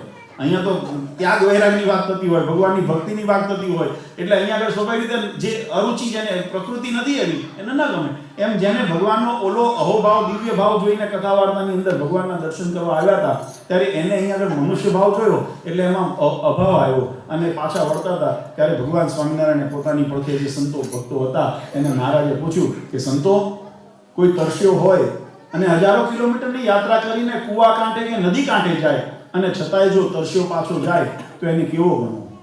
બહુ સમજવા જેવો પ્રશ્ન છે વાલા ભક્તો.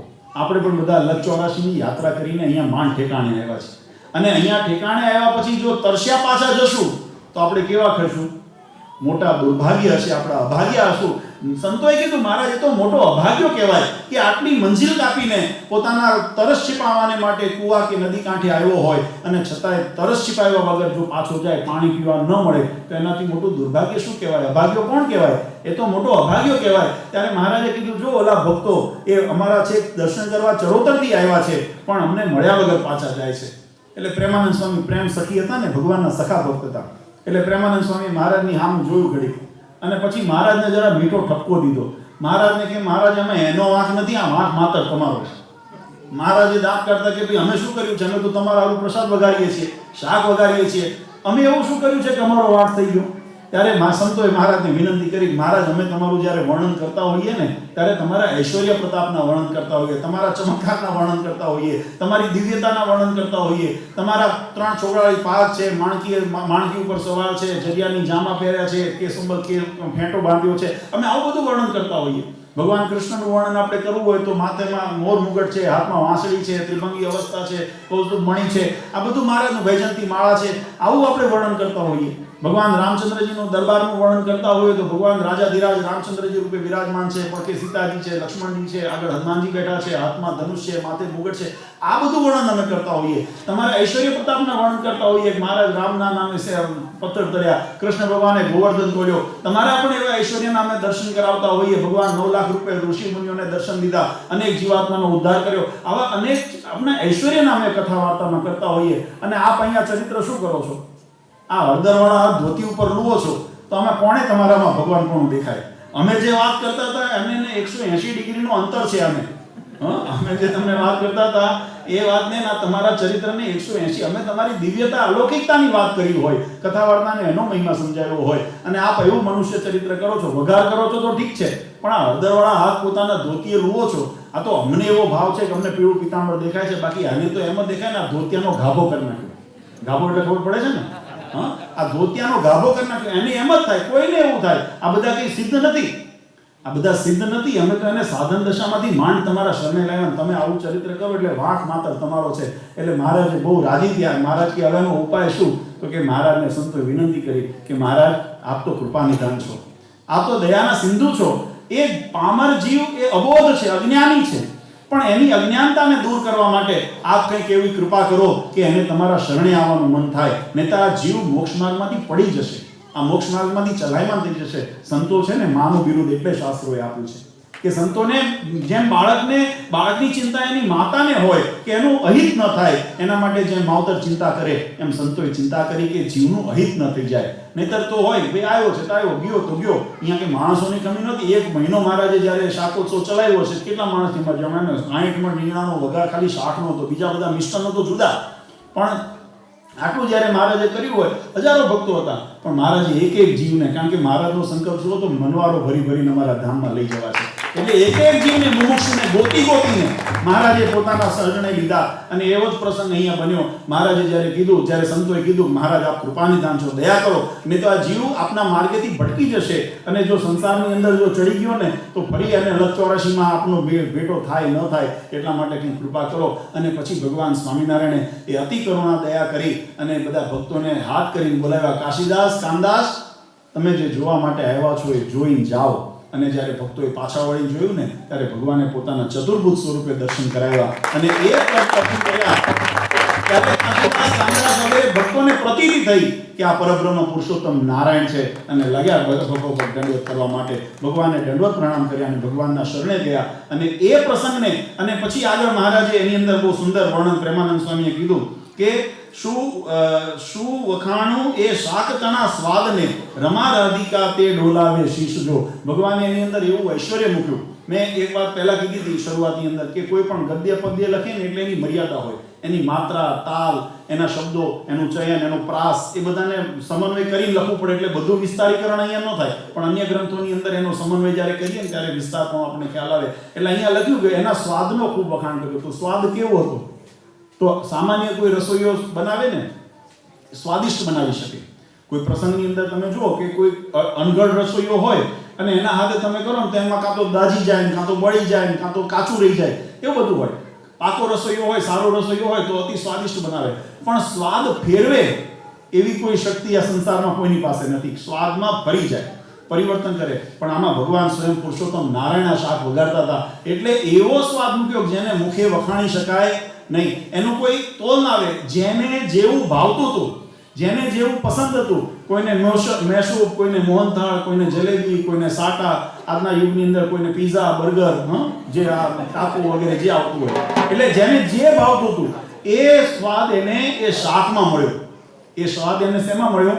શાકમાં. અને આપણા સંતોએ લખ્યું કીર્તનોની અંદર, આપણા વિશ્વાન સ્વામીએ, પ્રેમાનંદ સ્વામી, આ સંતોએ બધા આ વાતની નોંધ લીધી કે એ સ્વાદ એવો હતો કે જેને રમા રાધિકા આદિ જે પરમાત્માના, જેને કાયમ, કારણ કે અર્ધાંગીની આપણું ખાવાનું ઘરના બનાવતા હોય એવું હોય ને, એમ ભગવાનનું ખાવાનું ઘરના બનાવતા હોય, પણ એ જે બનાવતા હતા એવો એમને સ્વાદ કોઈ દિવસ ન આવ્યો. એવો સ્વાદ ભગવાન સ્વયં જ્યારે રાંધ્યું, જ્યારે શાક વગાડ્યું, તેની અંદર એવો દિવ્ય સ્વાદ હતો. જેને જો મિષ્ટાન, મોહનથાળ વગેરે જે બનાવ્યા હતા એ બધા એમને પડ્યા રહ્યા, આત્મંદ રહ્યા. એમાંથી કોઈએ કંઈ લીધું નહીં. બધાએ શાક લાવો, શાક લાવો, શાક લાવો કરીને બધાએ શાક ખાધું. એવો દિવ્ય સ્વાદ એની અંદર મૂક્યો. અને પછી છેલ્લે બ્રહ્માનંદ સ્વામી એમ કહે છે, ભવ બ્રહ્માદિ સુરને સ્વપ્ને ન મળે. ભવ બ્રહ્માદિ દેવતાઓને સ્વપ્નમાં પણ ન મળે. પ્રત્યક્ષ તો વાત જુદી રહી. આપણે એટલા માટે આપણા શાસ્ત્રોએ કીધું ભવ બ્રહ્માદિક દેવતાઓ પણ આ મૃત્યુલોકમાં જન્મને ઈચ્છે છે. કેમ ઈચ્છે છે? અહીંયા બહુ સુખ છે, અહીંયા બહુ સાહેબી છે? ના, અહીંયા ભગવાનના ચરણ છે અને ભગવાનની ભક્તિ છે. અને એ ભગવાનનું જે પ્રત્યક્ષ અનુભવ છે એ જે સ્વર્ગાદી લોકની અંદર પણ દેવતાઓને દુર્લભ છે, એ અહીંયા ભગવાનના પ્રત્યક્ષપણાની સાથે અહીંયા આગળ વાત થાય છે, અહીંયા પ્રત્યક્ષપણાનો અનુભવ થાય છે. એટલે અહીંયા આગળ દેવતાઓ ઈચ્છે છે. અને એ જ વાત પ્રેમાનંદ સ્વામી લખે, ભ્રવ બ્રહ્માદિક સુરને સ્વપ્ને ન મળે, પ્રેમાનંદને પીરસે નિત્ય જગદીશ જો. એ પ્રેમાનંદ સ્વામી ભગવાન કે હું એવો ભાગ્યશાળી છું જે દેવતાઓને પણ દુર્લભ છે. એ મહાપ્રસાદ એ ભગવાન સ્વયં મને રોજ નિત્ય પીરસે છે. આવો દિવ્ય શાકોત્સવ ભગવાને આજથી 200 વર્ષ પૂરે લોયામાં કર્યો. આપણે બધા બળભાગી છીએ કે પ્રસંગને યાદ કરીએ છીએ. મહારાજે વચનામૃતની અંદર એટલા માટે લખ્યું કે ભગવાને આ ધરા ઉપર જે સ્થાનોએ જે લીલા કરી હોય એને નિત્ય સંભાળી રાખી. એનાથી આપણા હૃદયની અંદર ભગવાનના અહોપણાની વૃદ્ધિ થાય છે અને સાથે સાથે ભગવાનની અંદર પ્રીતિ વધે છે, ભગવાનની અંદર મહિમા વધે છે અને મહિમાએ સહિત ભગવાનની ભક્તિની અંદર આપણને પુષ્ટિ થાય છે. એટલે એટલા માટે મહારાજે કીધું કે ગમે તેટલી સિદ્ધ દશા પામ્યા હોય ને તો એ નિત્ય સંભાળવા. અને એટલે આપણે કથા વાર્તાના માધ્યમથી આ પ્રસંગોને યાદ કરીએ છીએ. આજે ખરેખર આપણે બધા અહીંયા ભાગ્યશાળી છીએ કે આ લંડન પિનર આપણું વડતાલ ધામ એને આંગણે ભગવાન શ્રી હરિના દિવ્ય સાનિધ્યમાં આપણે શાકોત્સવના પ્રસંગને પણ આપણે સાથે છેલ્લે 2-3 માર્મિક વાતો કરવી છે. આપણે અહીંયા આગળ મંદિર નિર્માણ કર્યું, જે મેં વાત કરી શરૂઆતમાં કે હરિભક્તોના સત્સંગને પોષણ મળે, એના મોક્ષ માર્ગને નિર્વિઘ્ન કરવાને માટે અહીંયા દેશકાળ પરિસ્થિતિથી પરાભવ ન થઈ જાય અને સત્સંગની અંદર બળમાં રહે એટલા માટે આપણે મંદિરનું નિર્માણ કર્યું છે. પણ તમે બધા જાણો છો વાલા ભક્તો, જે જૂના હરિભક્તો અહીંયા ઘણા ટાઈમથી છે આવે છે, ઘણા નવા યુવાનો આવે છે, એમને પણ જાણ થાય કે આપણે અહીંના દેશકાળના રિવાજ પ્રમાણે આ મંદિર જ્યારે લીધું તત્કાળ શ્રીજી મહારાજે લખ્યું, એક વાત આજ્ઞા કરી કે ધર્મ કાર્ય તત્કાળ કરવું, ધર્મ કાર્ય સત્વરમ. ધર્મ કાર્ય છે એમાં પછી રાહ ન જોવી, તત્કાળ કરવું. પણ બીજી બાજુ શિક્ષાપત્રીમાં મહારાજે એમ પણ આજ્ઞા કરી છે કે કરજ કરીને કાર્ય ન કરવું. આ બંને આજ્ઞાનો સમન્વય કરવાનો હતું. મેં પહેલા પણ કથાની અંદર અમે આવ્યા ત્યારે આ વાત કરી હતી અને આજે પુનઃ એટલા માટે કરું છું. આપણી પાસે બે આજ્ઞાનું પાલન કરવું આપણે જરૂરી છે. મેં કીધું બાદબાકી કરવાનો આપણો અધિકાર નથી, પણ દેશકાળની પરિસ્થિતિ એવી હતી. આપણી દેશકાળની અહીંયા આગળ રીત એવો છે, કારણ કે જે દરેક દેશની અંદર પોતપોતાના પાછા કાયદાના પ્રધાનપણા હોય, એટલે એ કાયદાના પ્રમાણપણે જ્યારે કોઈ મોટું ઇન્વેસ્ટમેન્ટ કરવું હોય ત્યારે એના માટે બેંકની લોન વગેરે આપણે કરવું પડતું હોય છે, એનો પ્રોસેસ કરવો પડતો હોય છે અને એ પ્રોસેસ દ્વારા જે આપણે કાર્ય સંપન્ન થતું હોય છે એમાં એના કાયદાના પ્રમાણે અને એની પરિસ્થિતિ પ્રમાણે આપણે ભગવાનની ભક્તિનું આશ્રયનું સ્થાન પહેલું જરૂરી હતું. એટલે આપણે મંદિર જ્યારે લીધું ત્યારે ઘણા હરિભક્તોએ પોતાની તનમનથી એમાં યોગદાન આપ્યું અને બાકીનું જે ખૂટતું હતું એના માટે આપણે બેંક દ્વારા લોન લઈને પણ આ સત્સંગનો આપણને મળે એના માટેનો આપણે કાર્ય આરંભ કર્યો છે. વચ્ચે 2 વર્ષ થોડો કોરોનાની મહામારીની પરિસ્થિતિ હતી એટલે અમે બહુ એના ઉપર આપણે ભાર ન દીધું, પણ હજુ આપણે એ ભગવાનની જે બીજી આજ્ઞા કરજ ન કરવું એમાંથી થોડાક આપણે ચૂકીએ છીએ. એટલે મારી બધા હરિભક્તોને ભલામણ છે કે ભગવાને જેને જેવી સગવડ આપી છે, જેવી, હું કોઈને એવો અતિ આગ્રહ નથી કરતો કે તમે તમારું પેટ કાપીને તમારી આવકમાંથી તમે બધું અહીંયા આગળ ભગવાનને આપે, પણ જે તમને શ્રદ્ધા ભગવાન સંકલ્પ કરે, ફૂલની ને ફૂલની પાંખડી આ મંદિરની અંદર આપજો. ભગવાનની બીજી આજ્ઞાનું આપણે પાલન કરીએ, કરજ ન ભગવાનને માટે. અને આપણે જે યુવાનો હોય, સ્ટુડન્ટ હોય, એની યથાશક્તિ તમે 1 પૈસો આપશો ને તોય મારા હરિકૃષ્ણ મહારાજ તમારા ઉપર ગઢળક રાજી થશે. અને રાજી થશે એટલું જ નહીં, તમને એનું અનેક ઘણું આપશે ખરા. મેં હમણાં કીધું ને કે હવે બધા બ્રિટિશ થવાના છે. બ્રિટિશ નાગરિક દેહથી થવા વાંધો નહીં, પણ આપણે પહેલાં સત્સંગી રહેવાનું છે. આપણે અહીંયા પોતાના રોજીરોટી વ્યવહાર માટે આવ્યા છીએ, પણ આપણા આત્મકલ્યાણનું સાધન તો ભગવાનનું શરણાગતિ, ભગવાનનું સાનિધ્ય છે. તો અમારી દરેકને ભલામણ છે, જેને ભગવાને જેવી શક્તિ આપી છે, જેની જે શ્રદ્ધા હોય એ પ્રમાણે એમાં યોગદાનમાં રહેજો. બીજું એ તમારું સ્વતંત્રતા છે. કોઈ મારું દુરાગ્રહ નથી. તમને ભગવાન પ્રેરણા કરે તો તમે એની અંદર સહયોગમાં રહેજો, પણ રહેજો, જેને આપ્યું છે એમાં મદદમાં રહેશો એવી હું આશા રાખું છું. બીજું કે એનાથી વિશેષ મારો હેતુ એ છે કે તમે અહીંયા બધા લાભ લેજો. કદાચ આર્થિક સેવા થાય ન થાય એ ગૌણ વસ્તુ છે, પણ અહીંયા ભગવાનનું ભજન થાય છે. અહીંયા અમારું યુવક મંડળ દર શનિ રવિ સભા કરે છે. રવિવાર દર રવિવારે અહીંયા આગળ આપણે સત્સંગ સભા થાય છે. અને અમે ટૂંક સમયમાં એવો પણ પ્રયત્ન કરશું કે આપણું મંદિર રોજ સાંજે અહીંયા આગળ આરતી ચેષ્ટા ને બધું નિયમિત થાય. અત્યારે આવે છે ઘનશ્યામભાઈ વગેરે વડીલ હરિભક્તો જે નજીક રહેતા હોય, પણ અહીંયા નજીકમાં જે આ પિનરની આજુબાજુના વિસ્તારમાં 10-15 કિલોમીટરની અંદર જે રહેતા હોય, જેને સગવડ હોય, બસની સુવિધા હોય, એ બધાએ વ્યસન રાખજો અહીંયા આવવાનું. આ તમે એનો ઉપયોગ કરશો ને તોય અમે બહુ રાજી થશું. મહારાજની દ્રષ્ટિ તમારા ઉપર પડશે ને, તમારા દરેક સંકલ્પ મનોરથ પૂર્ણ થશે. અમારા ભગવાન હાજર. ગઈકાલે અમે બેઠા હતા અને મીટિંગની અંદર ઘનશ્યામભાઈ અમને કીધું, બાબુજી એવા અનેક પરચા અમને થયા છે કે અહીંયા ભગવાન સ્વામિનારાયણ આગળ આવીને જેને સંકલ્પ કર્યા હોય ને, જે પણ પોતાના વ્યવહારિક સકામ ભક્તિ હોય, પણ એ સંકલ્પ ભગવાને પૂર્ણ કર્યા છે. કારણ કે અહીંયા ભગવાનનો અને વિશેષ કરીને પરમ પૂજ્ય માતુશ્રીનો આશીર્વાદ છે. આ જગ્યા જ્યારે પસંદ કરવા આવ્યા ત્યારે પૂજ્ય માતુશ્રીએ અહીંયા આશીર્વાદ દીધા છે કે અહીંયા આગળ જે દિવ્ય ધામ ભગવાનનું તૈયાર થશે, અહીંયા હજારો ભક્તોના સંકલ્પ મનોરથ પૂર્ણ થશે, તો એના માટે પણ બધા ભક્તો અહીંયા નિયમિત આવવાનું રાખજો. બીજું,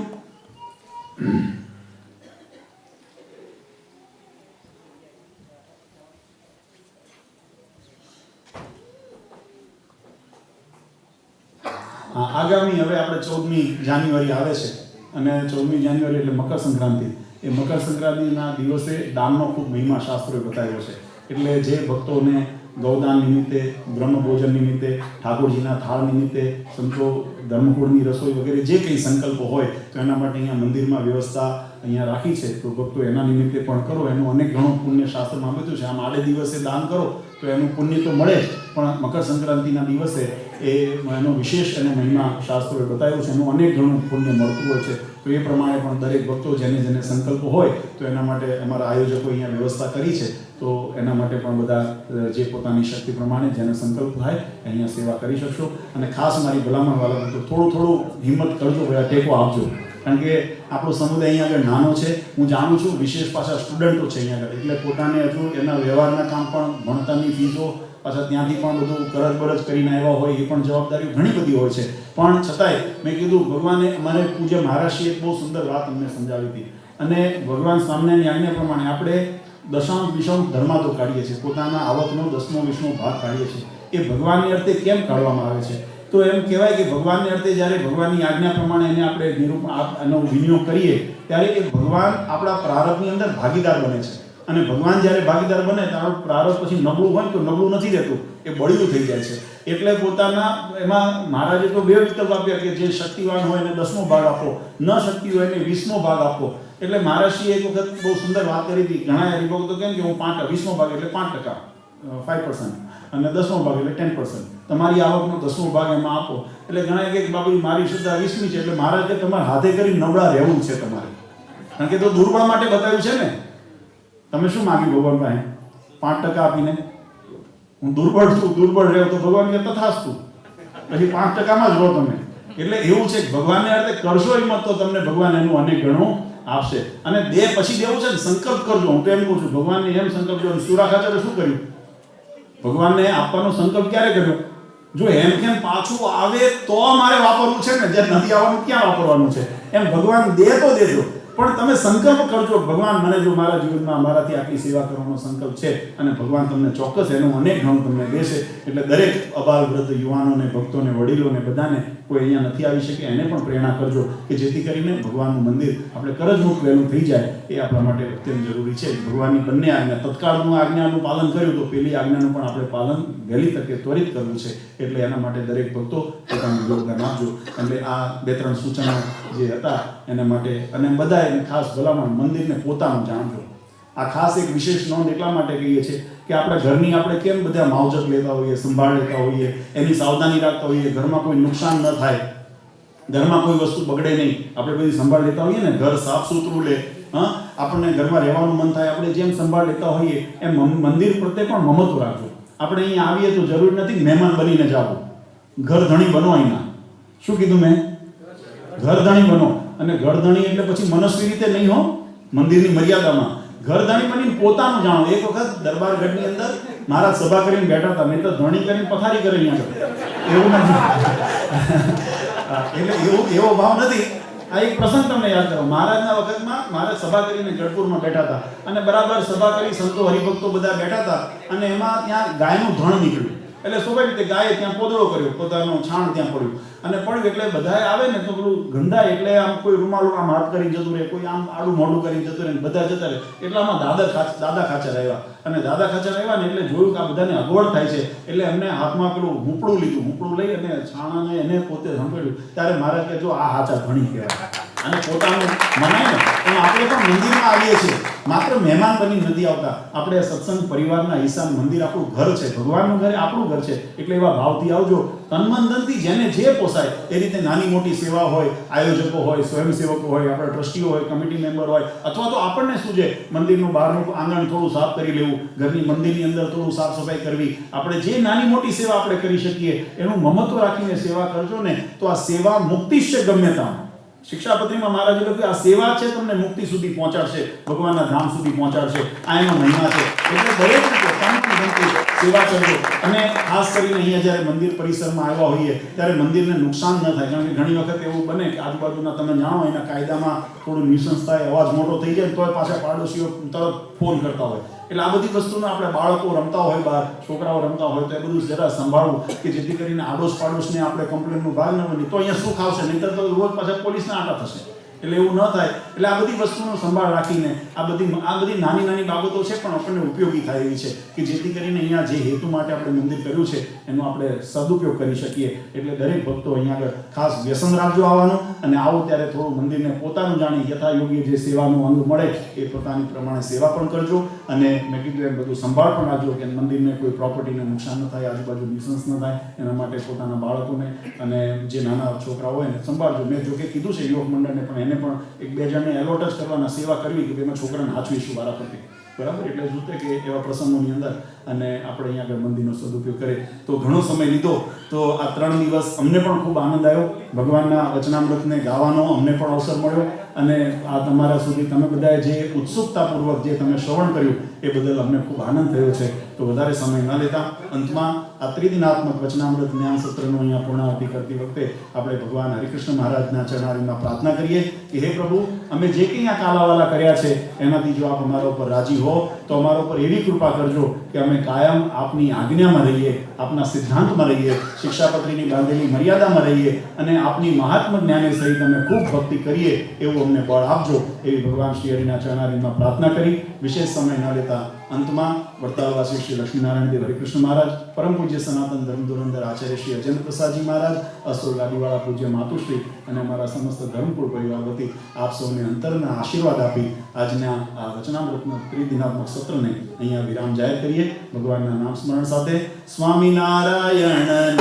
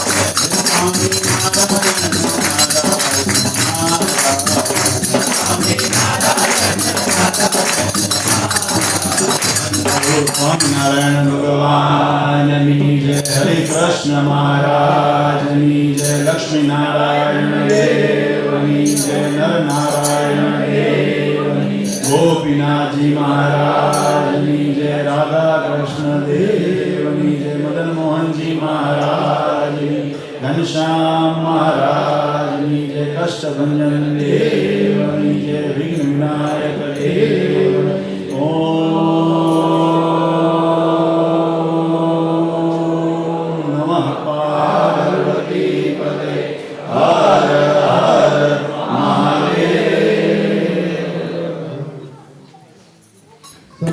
ભક્તોને જય શ્રી સ્વામિનારાયણ. પરમ પૂજ્ય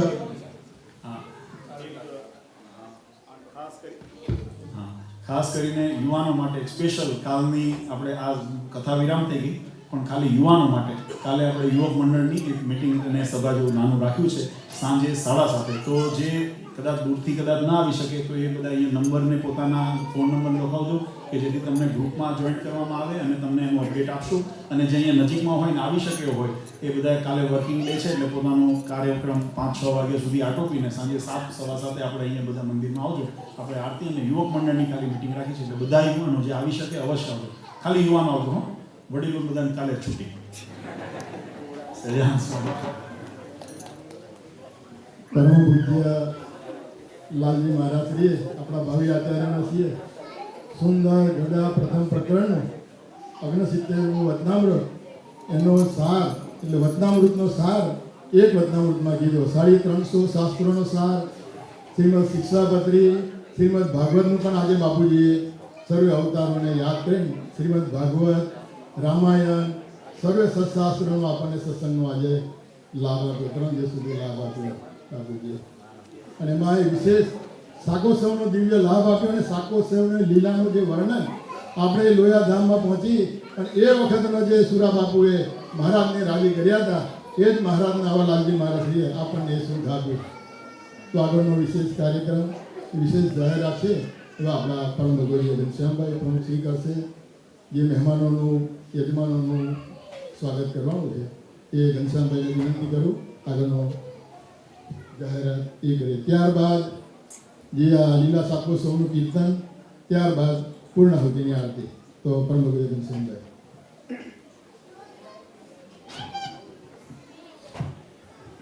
સર્વહરિ ભક્તોને જય શ્રી સ્વામિનારાયણ. આપણે બીજો કાર્યક્રમ ચાલુ કરતા પહેલા આપણે અહીંયા એક ગેસ્ટ પધાર્યા છે, તો એમને હું વિનંતી કરીશ કે અહીંયા આવીને પરમ પૂજ્ય લાલજી મહારાજ પાસેથી હાર અને સાર ગ્રહણ કરશે.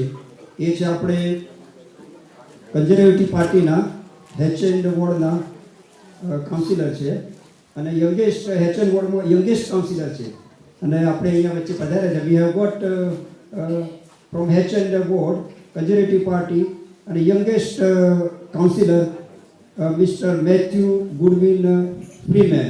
I would like to request him to come over the stage and have a blessing from our Lalji Maharaj and the Sir. Please welcome. Good afternoon to everyone.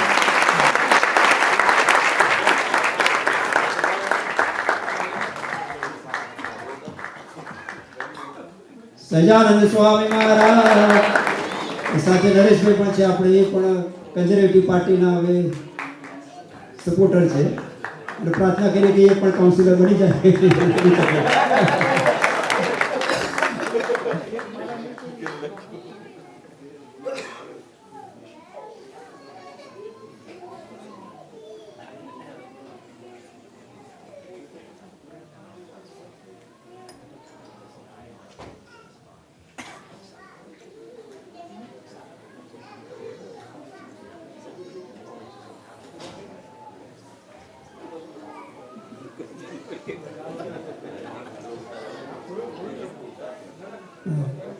Shri Lakshmi Narayan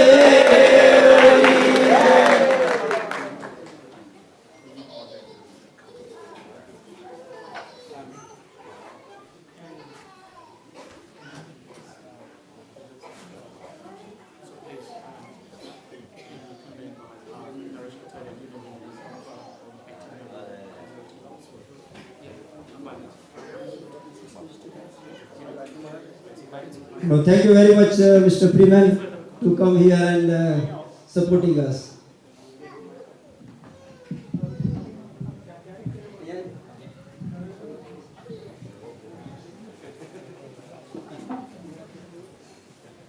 Right.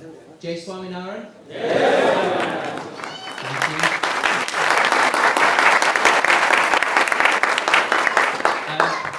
I want to say thank you so much. I'm blessed to be here. It's lovely to see you. I would take the time to come and say hello to every single one of you, but we don't have that much time left. I am the youngest councillor in Harrow's history. And I'm telling you, I absolutely love it. I love being out in the community, meeting people like yourself. And this is the second temple that I've ever been to, and I will be coming back many, many times. It's beautiful. So I want to say thank you so much for inviting me. If I can help get in touch, I'm more than happy to. And I wish you all a very happy, safe, prosperous, and above all, healthy New Year. Thank you very much. Thank you very much, Mr. Freeman. And you also given us an open offer. If any help we needed from the temple, you say you are willing to help us. Thank you very much. And please do come whenever we request you and we give you invitation. Thank you very much. So, જોરદાર તાળીઓથી વધાવી આપો.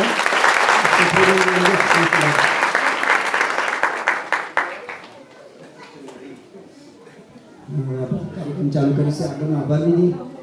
વડતાલ ધામમાં બિરાજમાન ઈષ્ટદેવ પૂર્ણ પુરુષોત્તમ શ્રી સ્વામિનારાયણ ભગવાન, પરમ પૂજ્ય ધર્મ ધુરંધર 1008 આચાર્ય અજેન્દ્ર પ્રસાદજી મહારાજ અને તેમના રૂડા આશીર્વાદ અને આજ્ઞાથી અને આપણે આમંત્રણ નહીં પણ આપણા પ્રેમના વશ થઈ અને પધારેલા એવા આપણા પરમ પૂજ્ય 108 ભાવિ આચાર્ય શ્રી વિજય પ્રસાદજી મહારાજ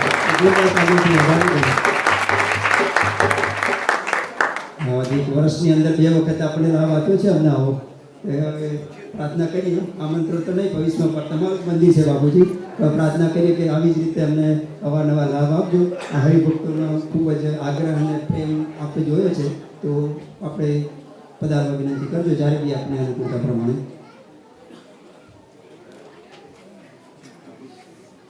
આપણે આજે છેલ્લો દિવસ પૂર્ણાહુતિ આવે, 3 દિવસ ખબર થઈ ગયા, ખબર ના પડી.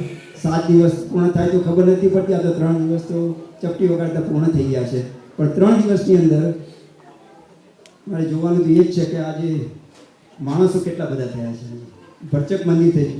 અને કેમ ના હોય, આપણે વિરાજમાન છે, ભગવાનનું લોહી છે, ભગવાનના 9મા વંશજ છે.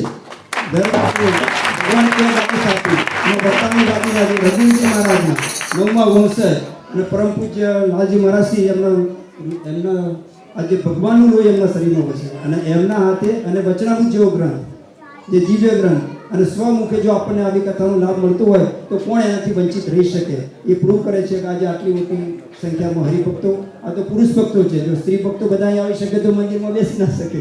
સ્ત્રી ભક્તો તો પાછળના હોલમાં પરમ પૂજ્ય ગાદીવાળાની સાથે પરમ પૂજ્ય ગોજી મહારાજ સાથે બેઠેલા છે. તો 3 દિવસ સુધી અમે જે ધર્મ અને ધર્મના લક્ષણો અને ખાસ કરીને આજે જે અહિંસામય ધર્મ એ વિશે જે આપણને સમજાવ્યું, એ આપણે બધાએ એ મગજમાં ખાલી આ વસ્તુ યાદ રાખવા જેવી છે કે અહિંસામય ધર્મ, અહિંસા પરમો ધર્મ. અહિંસા એટલે અહિંસા એવું નથી કે કોઈને ફિઝિકલી મારવું, પણ એમને બહુ ખૂબ જ રીતે સમજાવ્યું કે કોઈનું અહિત થાય, કોઈનું ખરાબ એવું આપણે મનમાં ચિંતન કરીએ, એવો વિચાર કરીએ, એ પણ એટલું જ પાપ છે કે તમે અહિંસા કરી. તમે જે ફિઝિકલી કોઈને હિંસા કરો એટલું જ પાપ છે. તો એ પણ કોઈ દિવસ આપણે મન વચનેથી પણ કોઈનું અહિત થાય એવું ઈચ્છવું નહીં. તો ખૂબ જ સરસ રીતે એમણે વચનામૃતનું આપણને જ્ઞાન આપ્યું છે સરળ ભાષામાં અને આપણને સમજી શકાય એવી રીતે એમણે પૂર્ણ કોશિશ કરી છે. અને મને આશા છે કે આમાંથી બધા લગભગ 50% જો સમજ્યા હશે તો આપણું કલ્યાણ થઈ, 5% આપણે જો સમજ્યા આમાંથી જો મળી હશે તો આપણું કલ્યાણ થશે ચોક્કસ. સાથે સાથે બહુજી મોટા બહુજી મહારાજ પધારે છે અને એ પણ સ્ત્રી ભક્તોને આપણને ખૂબ જ દર્શનને આશીર્વાદનો લાભ આપે છે. એ પહેલાં એક જાહેરાત આવી છે કે અહીંયા જે યજમાન સ્ત્રી ભક્તો છે એમને વિનંતી કે પાછળ ભોજી મહારાજ પાસે આશીર્વાદ લેવા માટે હમણાં જ પધારે. ભક્ત ધર્મકુળ આપણે એટલા નસીબદાર છીએ કે આપણને આવું ધર્મકુળ મળ્યું છે. આપણા આચાર્ય મહારાજ, એમના વિશે કહું તો આવા પ્રખર આચાર્ય મહારાજ ધર્મ, સિદ્ધાંત અને સત્ય માટે અત્યારે અડીખમ ઊભા રહ્યા છે. ભક્તો તમે કોઈ દિવસ રઘુવાડી અહીંયાથી જે હરિભક્તો જાઓ વડતાલ તો અવશ્ય ત્યાં જજો, એમની સાથે મુલાકાત કરજો, શાંતિથી બેસજો એમની સાથે. તમને જે જ્ઞાન અને સમજ, આપણા ગુરુ છે, આપણે ગમે ત્યારે જઈ શકીએ. એમને કંઈક પ્રશ્ન પૂછવો હોય, આપણે ધર્મ સંબંધી પ્રશ્ન હોય, વ્યવહાર સંબંધી પ્રશ્ન હોય તો પણ એનું નિરાકરણ આપશે.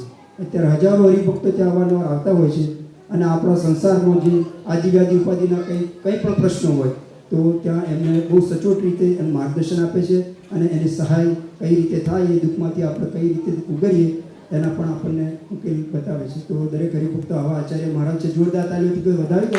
આવા ભગવાનના આચાર્ય મહારાજ છે, તો આપણે કોઈ દિવસ એમનું શરણું આપણે આપણા ગુરુ તરીકે ન ભૂલવું જોઈએ. અને આખું ધર્મકુળ ત્યાર પછી આપણે નાના લાલજી મહારાજ તો બધાને ખબર જ છે. અહીંયા 2 વર્ષ સુધી આપણને જ્યારે કોરોના કાળ હતો અને બધું જ આખું શાંત થઈ ગયું હતું કે હવે આનું શું થશે, એ જ ટાઈમે અહીંયા આવ્યા પરમ પૂજ્ય મહારાજશ્રીએ એમને કહ્યું એક એમને અહીંયા કૃપા કરીને આપણે વચ્ચે મોકલે. 2 વર્ષ રહી અને આ સત્સંગને જાગતો રાખ્યો. આ મંદિરમાં એટલા બધા લોકો ભગવાનના જે પ્રસંગો ઊભા કર્યા, સમૂહ આપણે પૂજન કર્યું, પહેલાં સ્ટાર્ટ કર્યું, ત્યાર પછી એક જે આપણા તહેવારો ખૂબ જ ધામધૂમથી સેલિબ્રેટ કર્યા છે. અત્યારે અહીંયા આપણી હાજર નથી પણ કે મનથી તો તમારી સાથે જ છું. હજુ પણ લંડનનું એમને બહુ જ અહીંયા જોરદાર તારીખ લંડનના મંદિર છે, આમ તો આખું ધર્મ છે, માતૃશ્રીથી મળીને બધા જ આપણા આખું ધર્મકુળ આપણે લંડન બહુ વહાલું છે એમને, તો આપણે એવા નસીબદાર છીએ કે ધર્મકુળ આપણને લંડનના હરિભક્તો પર આટલો પ્રેમ છે. પરમ પૂજ્ય માતૃશ્રી એ પણ અવિરત ત્યાં સેવા કર્યા કરે છે. બધા હરિભક્તોને કંઈ પણ જે ગાઈડન્સ જોઈતું હોય તો આપે છે. પછી નાના ગોજી મહારાજ, પછી બાબા રાજા બચુ, આખું ધર્મકુળ છે એ અવિરતપણે જેમ બને તેમ જેટલા વધારે હરિભક્તોને ભગવાનમાં જોડાય એના માટે સતત અવિચરણ કરે છે. અહીંયાથી પરમ પૂજ્ય લાલજી મહારાજ પણ જશે એટલે ત્યાં શાકોત્સવનું એમનું લિસ્ટ ચાલુ છે. પછી વિદેશના પણ એમના કંઈ ઓસ્ટ્રેલિયાના બધા પ્લાનિંગમાં છે. તો સતત કોઈ પણ આરામ કર્યા સિવાય જે ધર્મકુળ ફક્ત ને ફક્ત આપણા હરિભક્તો માટે અત્યારે જે વિચરણ કરી રહ્યા છે, એવી જ રીતે આચાર્ય મહારાજ પણ કે જે ભગવાને એમને જે આપણે સોંપેલી જે જવાબદારી છે એનું વહન કરે છે. કોઈ પણ ભોગે સત્ય અને સિદ્ધાંતને એની સાથે જજુમી રહ્યા છે. તો એવા આચાર્ય મહારાજ અને સારા ધર્મકુળને આપણે એક વખત જોરદાર તાલીઓથી વધાવીએ.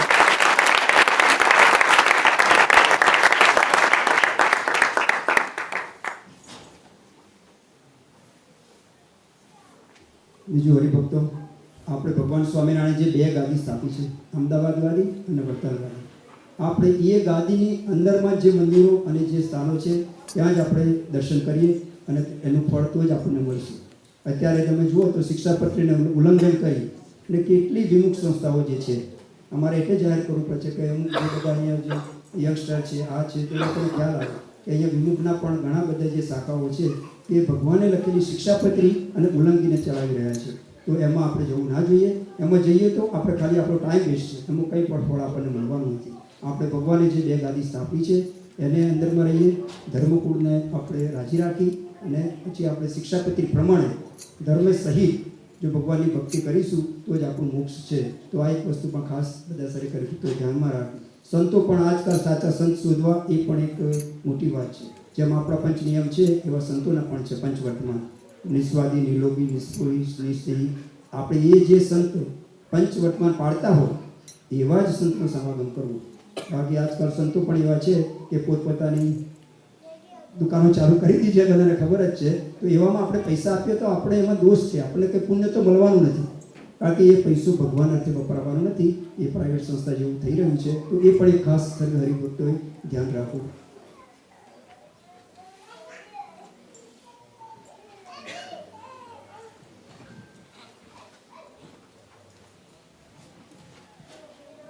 હવે આજના જે આપણે યજમાન છે 3 દિવસમાં, એમાં આજના જે યજમાન છે એમાં સર્વપ્રથમ હું બોલાવીશ આપણે કેશરાભાઈ કણબીના ફેમિલી.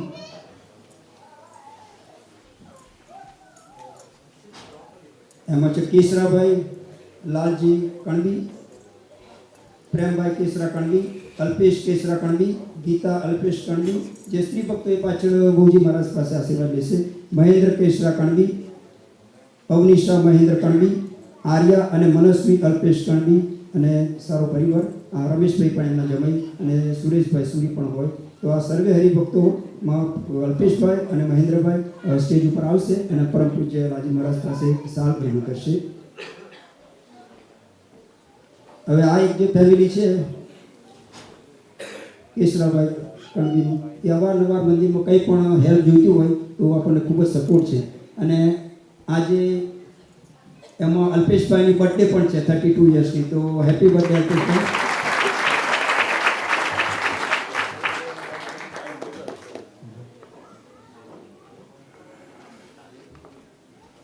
આજે આજે અલ્પેશભાઈની બર્થડે છે. તો એ નિમિત્તે પરમ પૂજ્ય લાલજી મહારાજને એક સોનાની વીંટી ભેટ કરે છે. તો જોરદાર તાલીઓથી અલ્પેશભાઈની સરપ્રાઈઝ બર્થડે છે આજે, 32મી સરપ્રાઈઝ બર્થડે છે. હવે એમનો ફેમિલીનો પ્રેમ એવો છે, એકતા એવી છે કે એમાં જે મહેન્દ્રભાઈ એમના નાના ભાઈ, પછી કેશરાભાઈ અને પ્રેમિલાબેન, એ ત્રણેય તરફથી મળી અને અલ્પેશભાઈને એક નવી કાર ગિફ્ટ કરે છે. તો એમની ઈચ્છા હતી કે આ ગાડીની ચાવી પરમ પૂજ્ય લાલજી મહારાજ આપે એમના હસ્તે અને ગાડીનું પૂજન પણ પરમ પૂજ્ય લાલજી મહારાજ કરે. તો હમણાં જ્યારે આપણે કથાની પૂર્ણાહુતિ પછી પરમ પૂજ્ય લાલજી મહારાજ એમની ગાડીનું પૂજન પણ કરશે. તો આ ફેમિલી અવારનવાર મંદિરની સેવા કરે છે. આપણે પાછળ જ્યારે એ કિચન અને બાથરૂમનું જે આયોજન છે એમાં પણ એમના તરફથી જે પાણીના બધા નળ અને જે ટોયલેટના સિટિંગની બેઠક અને ટ્રે એ ડોનેશનમાં આપે છે. તો જોરદાર તાલીઓથી વધાવી દો.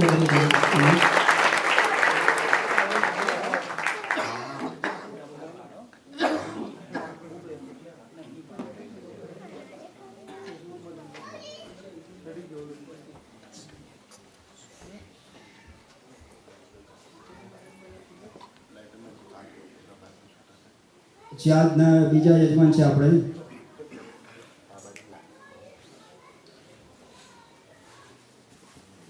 પ્રાઇમ લોજિસ્ટિકના જે ડાયરેક્ટર છે સંજયભાઈ સૌજી, હસ્તે ચેતનાબેન, જીતેશ રાગવાણી, હસ્તે દીપિકાબેન, આ પણ હરિભક્તો સ્ટેજ ઉપર આવશે અને પરમ પૂજ્ય રાજ્યમાંથી સ્થાન ગ્રહણ કરશે. અને સ્ત્રી ભક્તોએ પરમ પૂજ્ય ભોજી મહારાજ પાસેથી આશીર્વાદ ગ્રહણ કરશે.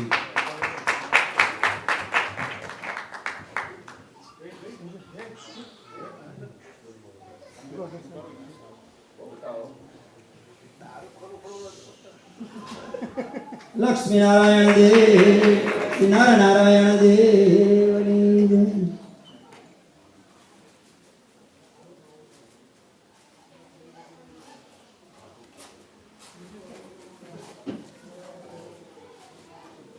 બીજા એક આજના મુખ્ય યજમાન છે આપણા નીરવભાઈ પટેલ, હસ્તે લક્ષ્મીબેન પટેલ. આ લક્ષ્મીબેન આપણે જે ભક્તિ માતા મંડળના પ્રમુખ પણ છે અને નીરવભાઈ પોતે ફિઝિયોથેરાપિસ્ટ છે. આપણે લાસ્ટ ટાઈમ ઓગસ્ટમાં જ્યારે કથા હતી ત્યારે અમે ફ્રી સેશન રાખ્યું હતું. તો હજુ પણ એમની ઓપન ઓફર છે કે કોઈને પણ બેક પ્રોબ્લેમ હોય કે કોઈ જે શારીરિક પ્રોબ્લેમ હોય તો એમને ફોન કરી અને ફોનથી અવશ્ય ગાઈડન્સ મેળવી શકે છે. તો એવા નીરવભાઈને જોરદાર તાલીઓથી વધાવી દો બધા. સજાનો સ્વામી મહારાજની જય, હરે કૃષ્ણ મહારાજની જય. બીજા યજમાન છે આપણે જસુબેન ઋષિક કેરાય. તો પુરુષ ભક્તો કોઈ એમના જો રિલેટિવ હોય તો સ્ટેજ ઉપર આવી અને આશીર્વાદ રૂપી સાલ ગ્રહણ કરશે અને સ્ત્રી ભક્તો પરમ પૂજ્ય ઓજી મહારાજ પાસેથી આશીર્વાદ ગ્રહણ કરશે.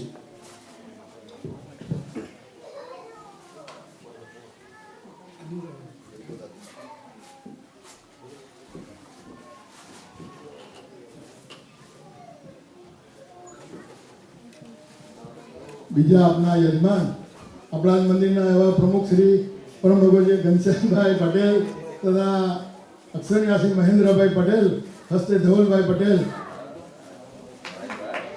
આવો પૂજ્ય લાલજી મહારાજની સાથે સહાય પરમ ભગવતી ઘનશ્યામભાઈ પટેલ તથા ધવલભાઈ પટેલ સાથે આદર્શ, નિકુંજ, જય કિશન અને ધવલભાઈના બંને દીકરા શુભ અને ક્રિશ.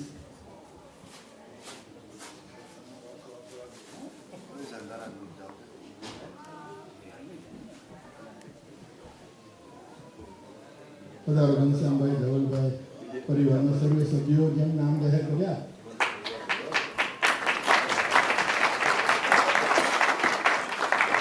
તથા રાજેશભાઈ, ઘનશ્યામભાઈના સારા, એમની આ મંદિરમાં ખૂબ મોટી સેવા છે. મારે સેવા જાહેર કરવી નથી, પણ એમની મોટી સેવા છે. પધારો રાજેશભાઈ. ચલો હરિભક્તો આવો બાબુજી.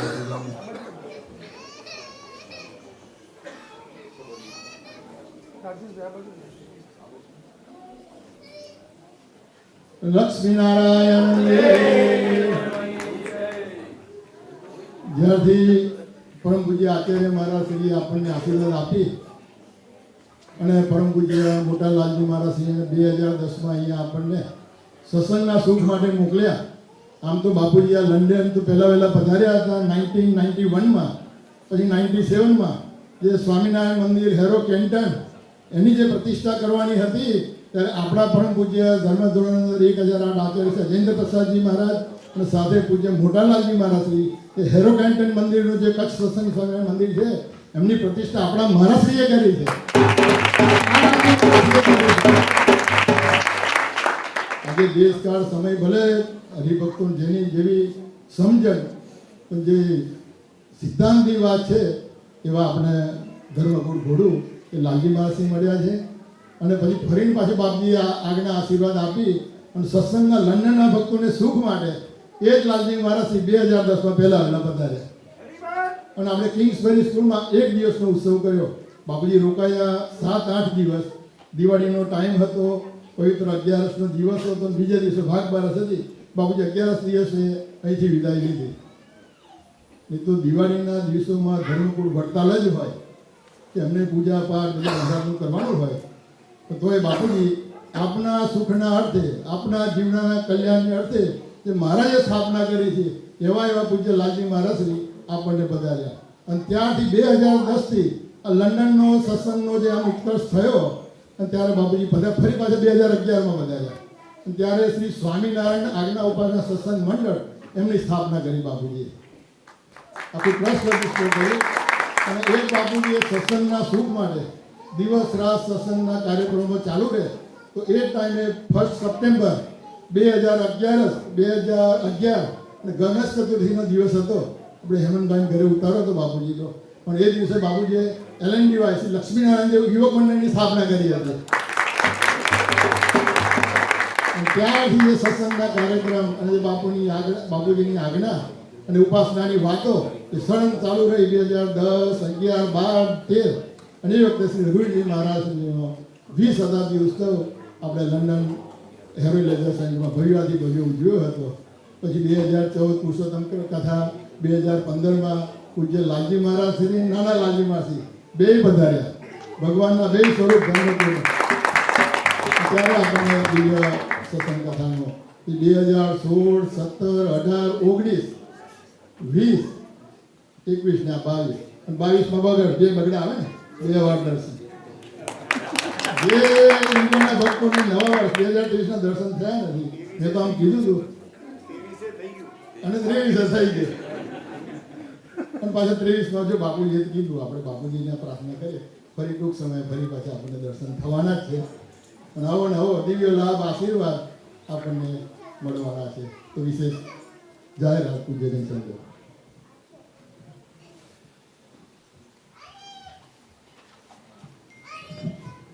બીજા આપણા જે યુવાન સ્ટુડન્ટ ભાઈઓ છે એ પણ બધા ભેગા થઈ અને એમની ઈચ્છા હતી કે અમે પણ યજમાન બનીએ. તો એવા દરેક હરિભક્તોનું નામ બોલું તો સ્ટેજ ઉપર જઈને પૂજ્ય લાલજી મહારાજ પાસેથી આશીર્વાદ લેશે.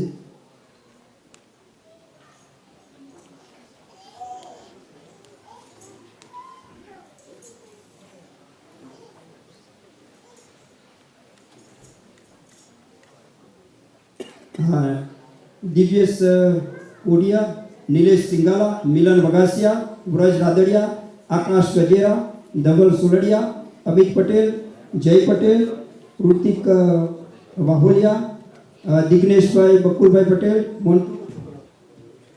જેનિસ રાદડિયા, નિકુંજ વોરા અને દિવ્યેશ ઓડિયા. આટલા હરિભક્તો જે ઊભા થઈ અને પાસે જાઓ આશીર્વાદ. આ બધા યુવાન હરિભક્તો આગળના અમારા મંદિરમાં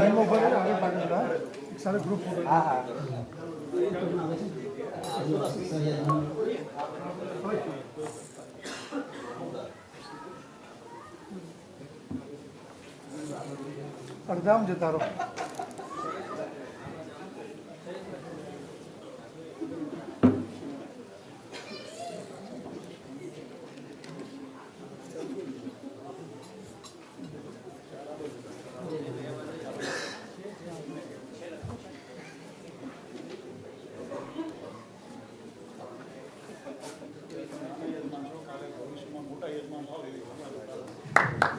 લક્ષ્મીનારાયણ દેવ, નારાયણ દેવ.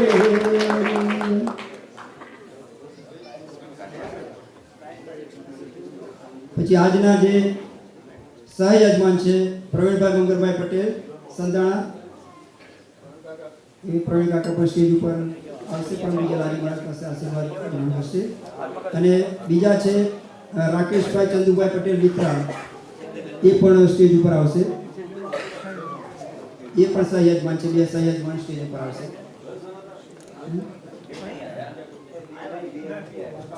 બીજા ધર્મકુળ પૂજનના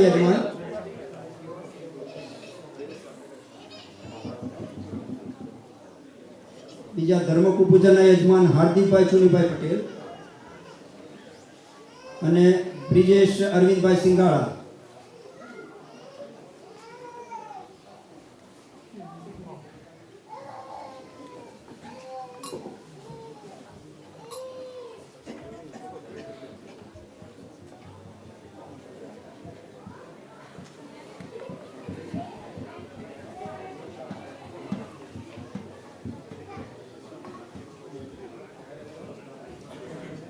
હરે કૃષ્ણ મહારાજની જય. બીજું છે આપણા નારાયણભાઈ હીરાની.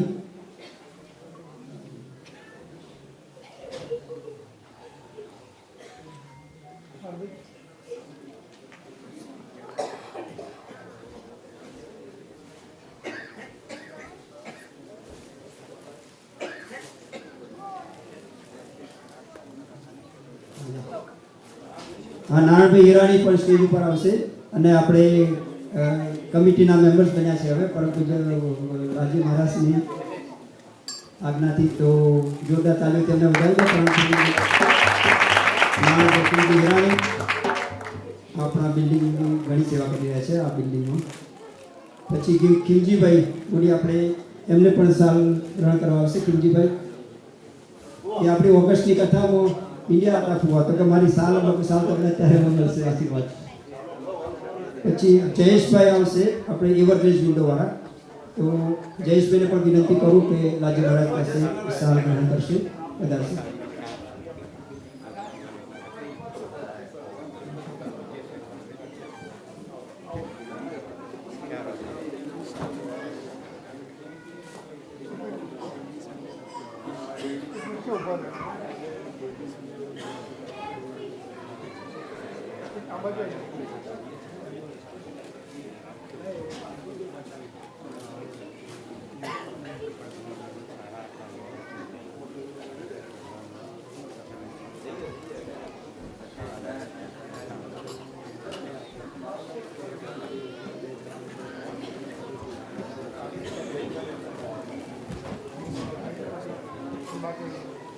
હવે આ સાકોસોમાં મહોત્સવમાં જે કોઈ હરિભક્તોએ જે નાની મોટી સેવા કરી છે તેઓ એમના નામ હું બોલું. સર્વે હરિભક્તો જોરદાર તાલીઓથી એમને વધાવી લીધી. એક હરિભક્ત તરફથી આપણને દૂધ અને છાશની સેવા આવે છે.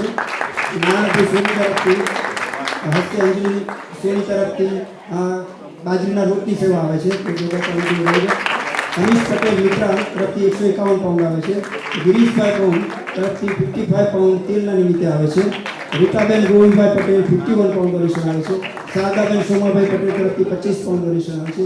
પ્રિયાબેન પટેલ તરફથી 25 પાઉન્ડ આવે છે. વિનોદભાઈ વરસાણી તરફથી 50 પાઉન્ડ ડોનેશન આવે છે. અનિતાબેન પટેલ તરફથી 25 પાઉન્ડ ડોનેશન આવે છે.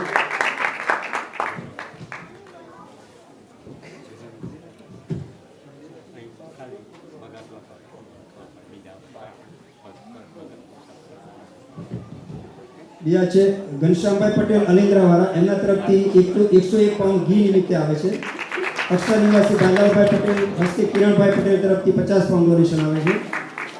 કીર્તનાબેન અમિતકુમાર પટેલ તરફથી 101 પાઉન્ડ ડોનેશન આવે છે. મિલન બગસિયા તથા નિલેશભાઈ એમના તરફથી 101 પાઉન્ડ ડોનેશન આવે છે. સમગ્ર મહોત્સવના ઘઉંનો લોટ હાર્દિકભાઈ ચુનીભાઈ પટેલ એમના તરફથી આવે છે. ધર્મેશભાઈ પાંડવ તરફથી 101 પાઉન્ડ આવે છે. રાજેશ કુમાર કાંતિભાઈ તરફથી 101 પાઉન્ડ આવે છે. પ્રિયસી અજયભાઈ દેસાઈ તરફથી 101 પાઉન્ડ આવે છે. અક્ષર નિવાસી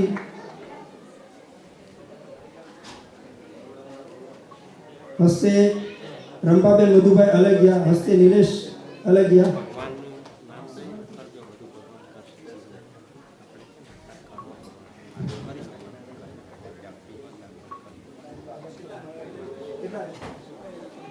હા, 101 પાઉન્ડ આવે છે. અને ફિગર લખવાની રહી ગઈ હતી, સોરી, માફ કરજો. પછી નરેશભાઈ ગોઠડિયા તરફથી 51 પાઉન્ડ ડોનેશન આવે છે. મનીષાબેન પટેલ તરફથી 51 પાઉન્ડ આવે છે. કાંતિલાલ ભુડિયા તરફથી 30 પાઉન્ડ ડોનેશન આવે છે. લક્ષ્મણભાઈ હાલા તરફથી 100 પાઉન્ડ ડોનેશન આવે છે. રોનકભાઈ પટેલ આપણે રીંગણ નિમિત્તે 101 પાઉન્ડ આવે છે. કિરણભાઈ પટેલ તરફથી 50 પાઉન્ડ ડોનેશન આવે છે. અને બીજા આપણે એક હરેનભાઈ છે, એમને વિનંતી કરું કે સ્ટેજ ઉપર આવશે. પ્રભુ પૂજ્ય રાજી મહારાજ પાસે આશીર્વાદ સાલ ગ્રહણ કરશે. હરેનભાઈ આપણે અવારનવાર જે મંદિરના સ્ટ્રક્ચરની આર્કિટેક્ટ છે પોતે, અને મંદિરની જ્યારે પણ કંઈ મંદિરમાં બિલ્ડિંગ વિશે કોઈ પણ સેવા હોય તો આવે છે એમના તરફથી. અને આજે 201 પાઉન્ડ ડોનેશન પણ આવે છે.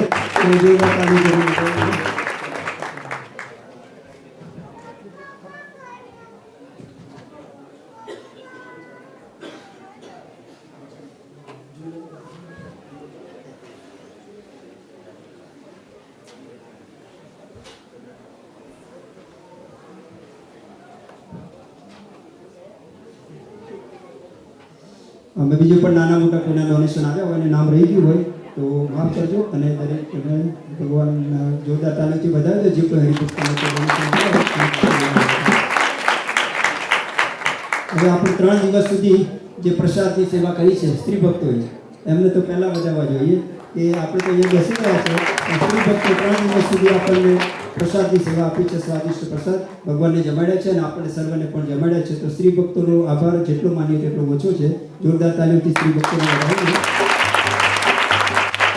અને પરમ પૂજ્ય ઓજી મહારાજ, મોટા ઓજી મહારાજને પ્રાર્થના કરીએ કે આ સ્ત્રી ભક્તોને ખૂબ જ રૂડા આશીર્વાદ આપે અને અવારનવાર પાછી આવીને આવી સેવા કરતા રહે. બીજી આપણી આ મંદિરમાં અવારનવાર જે બિલ્ડિંગ સેવા આપી રહેલા હરિભક્તો છે એમના નામ બોલું તો જોરદાર તાલીમથી વધારી લેજો બધા. એમાં ભીમજીભાઈ કેતાણી છે, નારાયણભાઈ હિરાણી, કાનજીભાઈ ભંડેરી, ખીમજીભાઈ, લખુબાપા, ભીમજીભાઈ છે, હરજીભાઈ અને શિવજીભાઈ. આટલા હરિભક્તો ગમે ત્યારે બિલ્ડિંગમાં કંઈ પ્રોબ્લેમ થાય કે નાની મોટી સેવા કરવાની હોય તો તાત્કાલિક આવી જાય છે. બીજું આપણે આ 3 દિવસના જે દિનાત્મક જે કથાનું આયોજન એમાં જે વિડીયો અને માઇકની સિસ્ટમ જેમણે ઓપરેટ કરી છે થોડું હાર્ડ હતું પણ શૈલેષભાઈ ઢોલેરિયાએ મહેનત કરી અને બીજા છે આપણી સાથે પાર્થ પટેલ છે, એ નવા હરિભગત છે પણ ખૂબ જ સેવાભાવી છે અને અહીંયા રંગુરવાડી પણ સેવા અવારનવાર કરતા હતા. હવે ત્યાંથી પછી આ વડતાલ એ વડતાલ ધામ હતું, ના વડતાલ ધામમાં અહીંયા સેવામાં લાગી ગયા છે. તો એમને ખૂબ ખૂબ ધન્યવાદ. પછી આપણે ડેકોરેશનમાં જે આ સિરીઝો આ વખતે ગિરીશભાઈ બોમ ને રિકેશ ભગત કે આપણે થોડું જુદું કર્યું લાઇટની સિરીઝો તો ઇન્ડિયાથી મંગાવી ગિરીશભાઈ બોમે અને એ બંને હરિભક્તોને જોરદાર તાલીમથી આપણે બોલાવી અને એ બંને હરિભક્તોને સ્ટેજ ઉપર જઈને પરમ પૂજ્ય રાજુ મહારાજ પાસે આશીર્વાદ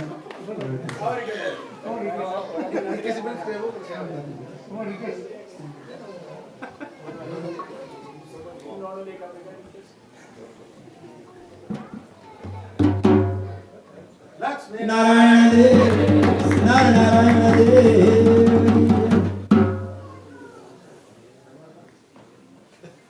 બીજા જે હરિભક્તો છે આપણે કાઉન્ટર ઉપર યજ્ઞેશભાઈ લેવાની છે, આપણા સેક્રેટરી છે અને જે કાઉન્ટર પર બેસવું એ હાર્ડ છે. સવારથી સાંજ સુધી કાઉન્ટર પર બેસીને આપી રહ્યા છે યજ્ઞેશભાઈ, સતીશભાઈ પટેલ આપણે તમારા લાલજી મહારાજ સાથે કરીને સેવા કરે છે. હેમંતભાઈ સોની અને નારાયણભાઈ સોની તો આપણને ખૂબ જ સરસ રીતે આપણે જે એનાઉન્સમેન્ટ કર્યું છે એવા નારાયણભાઈ સોનીને પણ જોરદાર તાલીમથી વધારી છે. સાથે નરેશભાઈ ગોઠડિયા એ પણ આપણા કમિટીના મેમ્બર છે અને ઘણી સેવા કરી રહ્યા છે. આ તો રમેશભાઈ અને સુરેશભાઈ એ સ્ટેજ ઉપર આવશે અને લાલજી મહારાજ પાસે આશીર્વાદ લેશે. એ પ્રેમીલાબેનના જમાઈ છે બંને, જો અહીંયા હાજર હોય ને આવી ગયા હોય તો. સુરેશભાઈ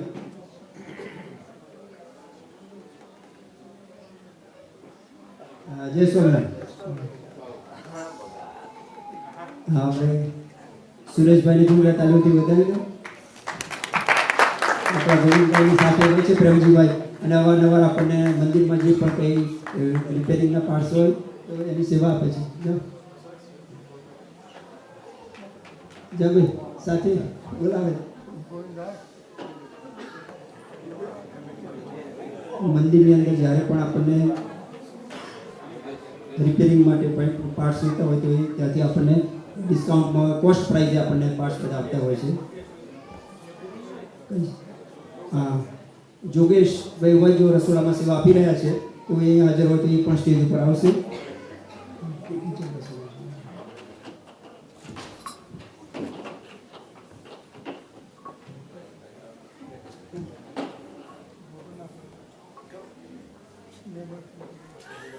પછી ભાવેશભાઈ ડોબરિયા એ પણ જો અહીંયા રાજુ મહારાજ પાસે આશીર્વાદ તો તમારે લેવા પડશે.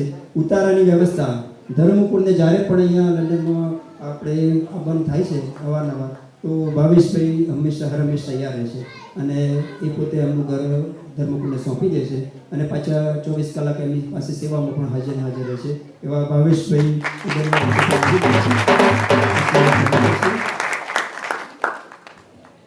પછી આપણા જે કંદરભાઈ જોશી એ પણ સેવામાં સ્કોટલેન્ડથી છે કે જ્યારે પણ અહીંયા મંદિરમાં ઘણા દૂર છે સ્કોટલેન્ડથી, જ્યારે આવા મોટા પ્રસંગ હોય કે જ્યારે પણ ધર્મકુળ અહીંયા હાજર હોય, કથાનું આયોજન હોય તો કંદરભાઈ અવશ્ય એમનું ફેમિલી આવી જાય છે. આશીર્વાદ લઈ શકે છે. તો એવા અંદરભાઈ જોશી ગુદેવ એક હરિભગતનું ક્રેડિટ કાર્ડ અહીંયા રહી ગયું છે ટેબલ પર. એ છે હિત પટેલ. તો જે પેમેન્ટ કરવા આવ્યા હતા પછી ક્રેડિટ કાર્ડનું ત્યાં ટેબલ પર જ રહી ગયું છે કાઉન્ટર પર. તો પ્લીઝ કલેક્ટ કરી લેશે. બીજા આપણે અહીંયા હાજર નથી પણ એમનો આપણે આભાર એમનું ગ્રહણ કરી શકીએ, એમનો આભાર વ્યક્ત કરી શકીએ. એવા છે આપણા અજયભાઈ સોની. એ આપણે બધાને જેમ ખબર છે કે રંજનબેને ઘણી સેવા કરી છે. જ્યારે જ્યારે અહીંયા પધારતા ત્યારે નાની મોટી મંદિરની કંઈ પણ સેવા હોય તો અત્યારે આપણે જ્યાં રેડ બધી ચેર્સ છે એક વખત જ્યારે ફર્સ્ટ ટાઈમ આવ્યો તો રંજનબેને કહ્યું કે તુમકો બેસવાની જગ્યા નથી આવી તો કે કેટલી ચેરો જોયું ચેર તો ચલો ચેરો બધી મારા તરફથી આવી જશે. પછી બીજી વખત પધાર્યા અને ત્યારે છેલ્લી વખત હતા ત્યાર પછી તો ભગવાનના ધામમાં સીધા આવ્યા. ત્યારે કિચનમાં જે મોટું સિંક છે એ કે આટલું નાનું સિંક મેં કહું હમણાં આપણી પાસે એવી સગવડ નથી તો આ મોટું સિંક નાખી દો અને પેમેન્ટ હું કરી દઈશ. આવું ના ચાલે.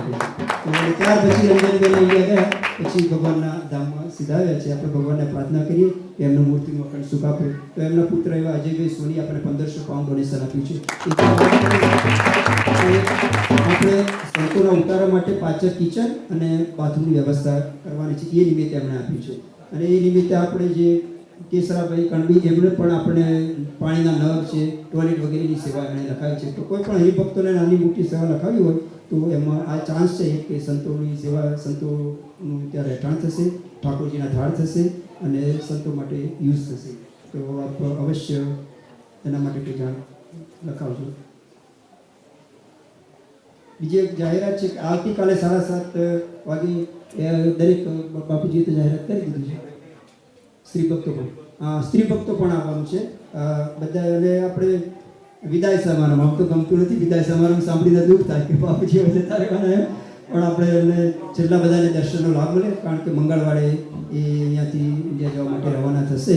અને એમાં પણ કોઈને આવવું હોય તો ટર્મિનલ 5 છે 8 વાગ્યાની ફ્લાઇટ છે ને.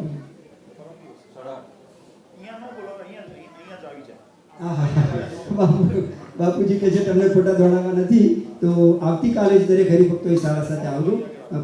લાજી મહારાજ પૂજ્ય લાજી મહારાજ આરતી કરશે અને આપણને અહીંયા આશીર્વાદ મળશે અને આપણે વિદાય સમારંભ અહીંયા જ બધા દર્શનનો લાભ લઈ લેજો. તો એરપોર્ટે બધાને દોડાદોડી ના કરવી પડે. સ્ત્રી ભક્તો પણ અત્યારે 7:30 વાગે સાંજે ત્યારે બધાને આમંત્રણ છે. બીજું આપણે અહીંયા આપણી પાસે 3 હોલ છે નાના અવારનવાર આપણે નાના મોટા ફંક્શન હોય બેબી શાવર છે, લગ્ન છે, લગ્નની બીજી હોય, બર્થડે પાર્ટી તો આપણે આપીએ છીએ. અને એનું કેટરિંગ પણ અહીંયાથી આપણે સપ્લાય કરીએ છીએ. લગ્ન હોય તો બ્રાહ્મણ છે, મંડપ છે, ફોટોગ્રાફી બધું આપણે અરેન્જ કરી દઈએ છીએ. તો તમારા કોઈ મિત્ર મંડળમાં જાણ કરશો કે કોઈ પણ કંઈ નાનું મોટા ફંક્શન રાખવા હોય તો આપણે અહીંયા મંદિરમાં રાખવું. અહીંયા શુદ્ધ શાકાહારી પ્રસાદ ભગવાન જમે અને દરેક જે યજમાનો હોય છે ગેસ્ટ હોય તમારા એ પણ જમશે. તો એ બને ઇન્ડાયરેક્ટલી તમે ભગવાનને મંદિરને સપોર્ટ કરશો. એટલે કોઈને આંગળી ચીજાનું પણ પૂન છે તો કોઈને કંઈ આવો પ્રોગ્રામ રાખવો હોય તો કહેજો કે સ્વામિનારાયણ મંદિર વડતાલધામમાં પીનામાં રાખે તો પણ ભગવાન રાજી થશે કે તમે ઇન્ડાયરેક્ટલી આ ડોનેશન જ કરી દેવાનું. અને જેમ બાપુજી કહ્યું એમ હમણાં ઇન્ફ્લેશન અને વધી રહ્યું છે ઇન્ટરેસ્ટ રેટ. તો આ મંદિર આપણે જે લીધું તો એની પર બર્ડન થોડું વધી રહ્યું છે. તો ઘણા બધા હરિભક્તો આ યંગસ્ટર છે બધા આપણે ડાયરેક્ટ ડેબિટથી પેમેન્ટ કરે છે. તો જેની ઈચ્છા હોય 20 પાઉન્ડ 30 50 તો બધા આવે છે. એ રીતે ડાયરેક્ટ ડેબિટ પણ જો કોઈ હરિભક્તને અહીંયા જો સેવા કરવી હોય તો કાઉન્ટર પર એમનું પોતાનું નામ લખાવી શકે છે અને દર મહિને એ પણ સેવા આ મંદિરમાં કરી શકે છે.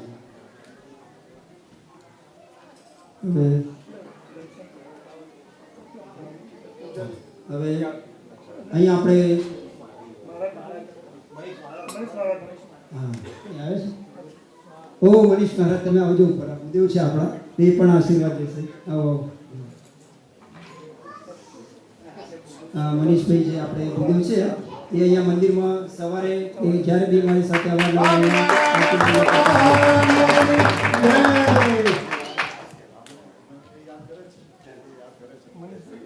એમને હરિકૃષ્ણ મહારાજ પર એવી પ્રીતિ થઈ ગઈ છે કે જો હું દર્શન ના કરું તો ચેન ના પડે. એટલે કંઈ વિધિ કરતા હોય ને વચ્ચે ટાઈમ હોય ને કલાક તો પાછા અહીંયા આવી જાય. અને કે હરિકૃષ્ણ મહારાજના દર્શન ના કરું તો મને ચેન નથી પડતું. અવશ્ય કોઈ જ દિવસ એનો મિસ થાય.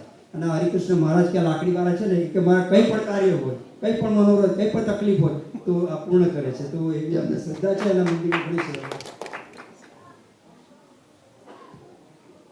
મિતેશભાઈ તમે પણ આવજો. આપણે મિતેશભાઈ ભજન પણ સરસ ગાય છે અને આપણે આ પ્લેટ્સની મંદિરમાં જે સેવા છે એ પણ આવવાના. આવો મિતેશભાઈ, હાજી મારા પાસે આશીર્વાદ.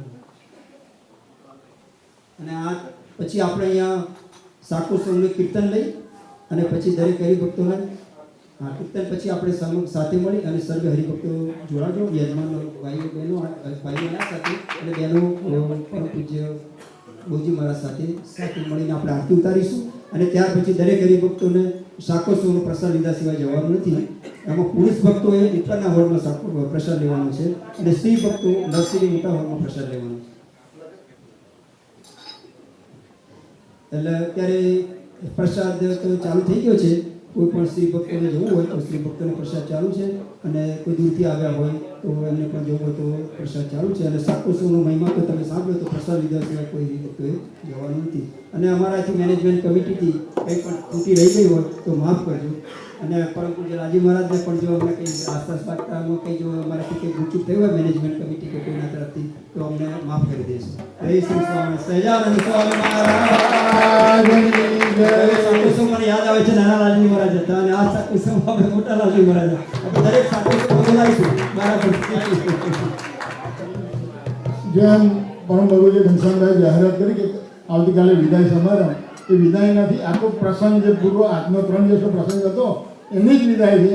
આપણે તો પ્રસંગ જે બાપુજીના આશીર્વાદ ચાલુ થયા છે એ વર્ષમાં 2, 3, 4, 5 વખત પ્રસંગો ચાલુ અને મહારાજની ઈચ્છાથી જે યજમાનો થાય છે અને યજમાનો થતા રહેશે. બધા પાછા યજમાન થવાનો લાભ લેજો.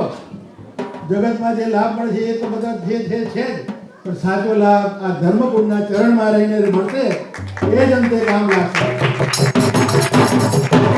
ઠેઠનું વેઠનું ઠેઠનું આપણે કરવાનું છે. તો સહજાનંદ સ્વામી મહારાજ જય.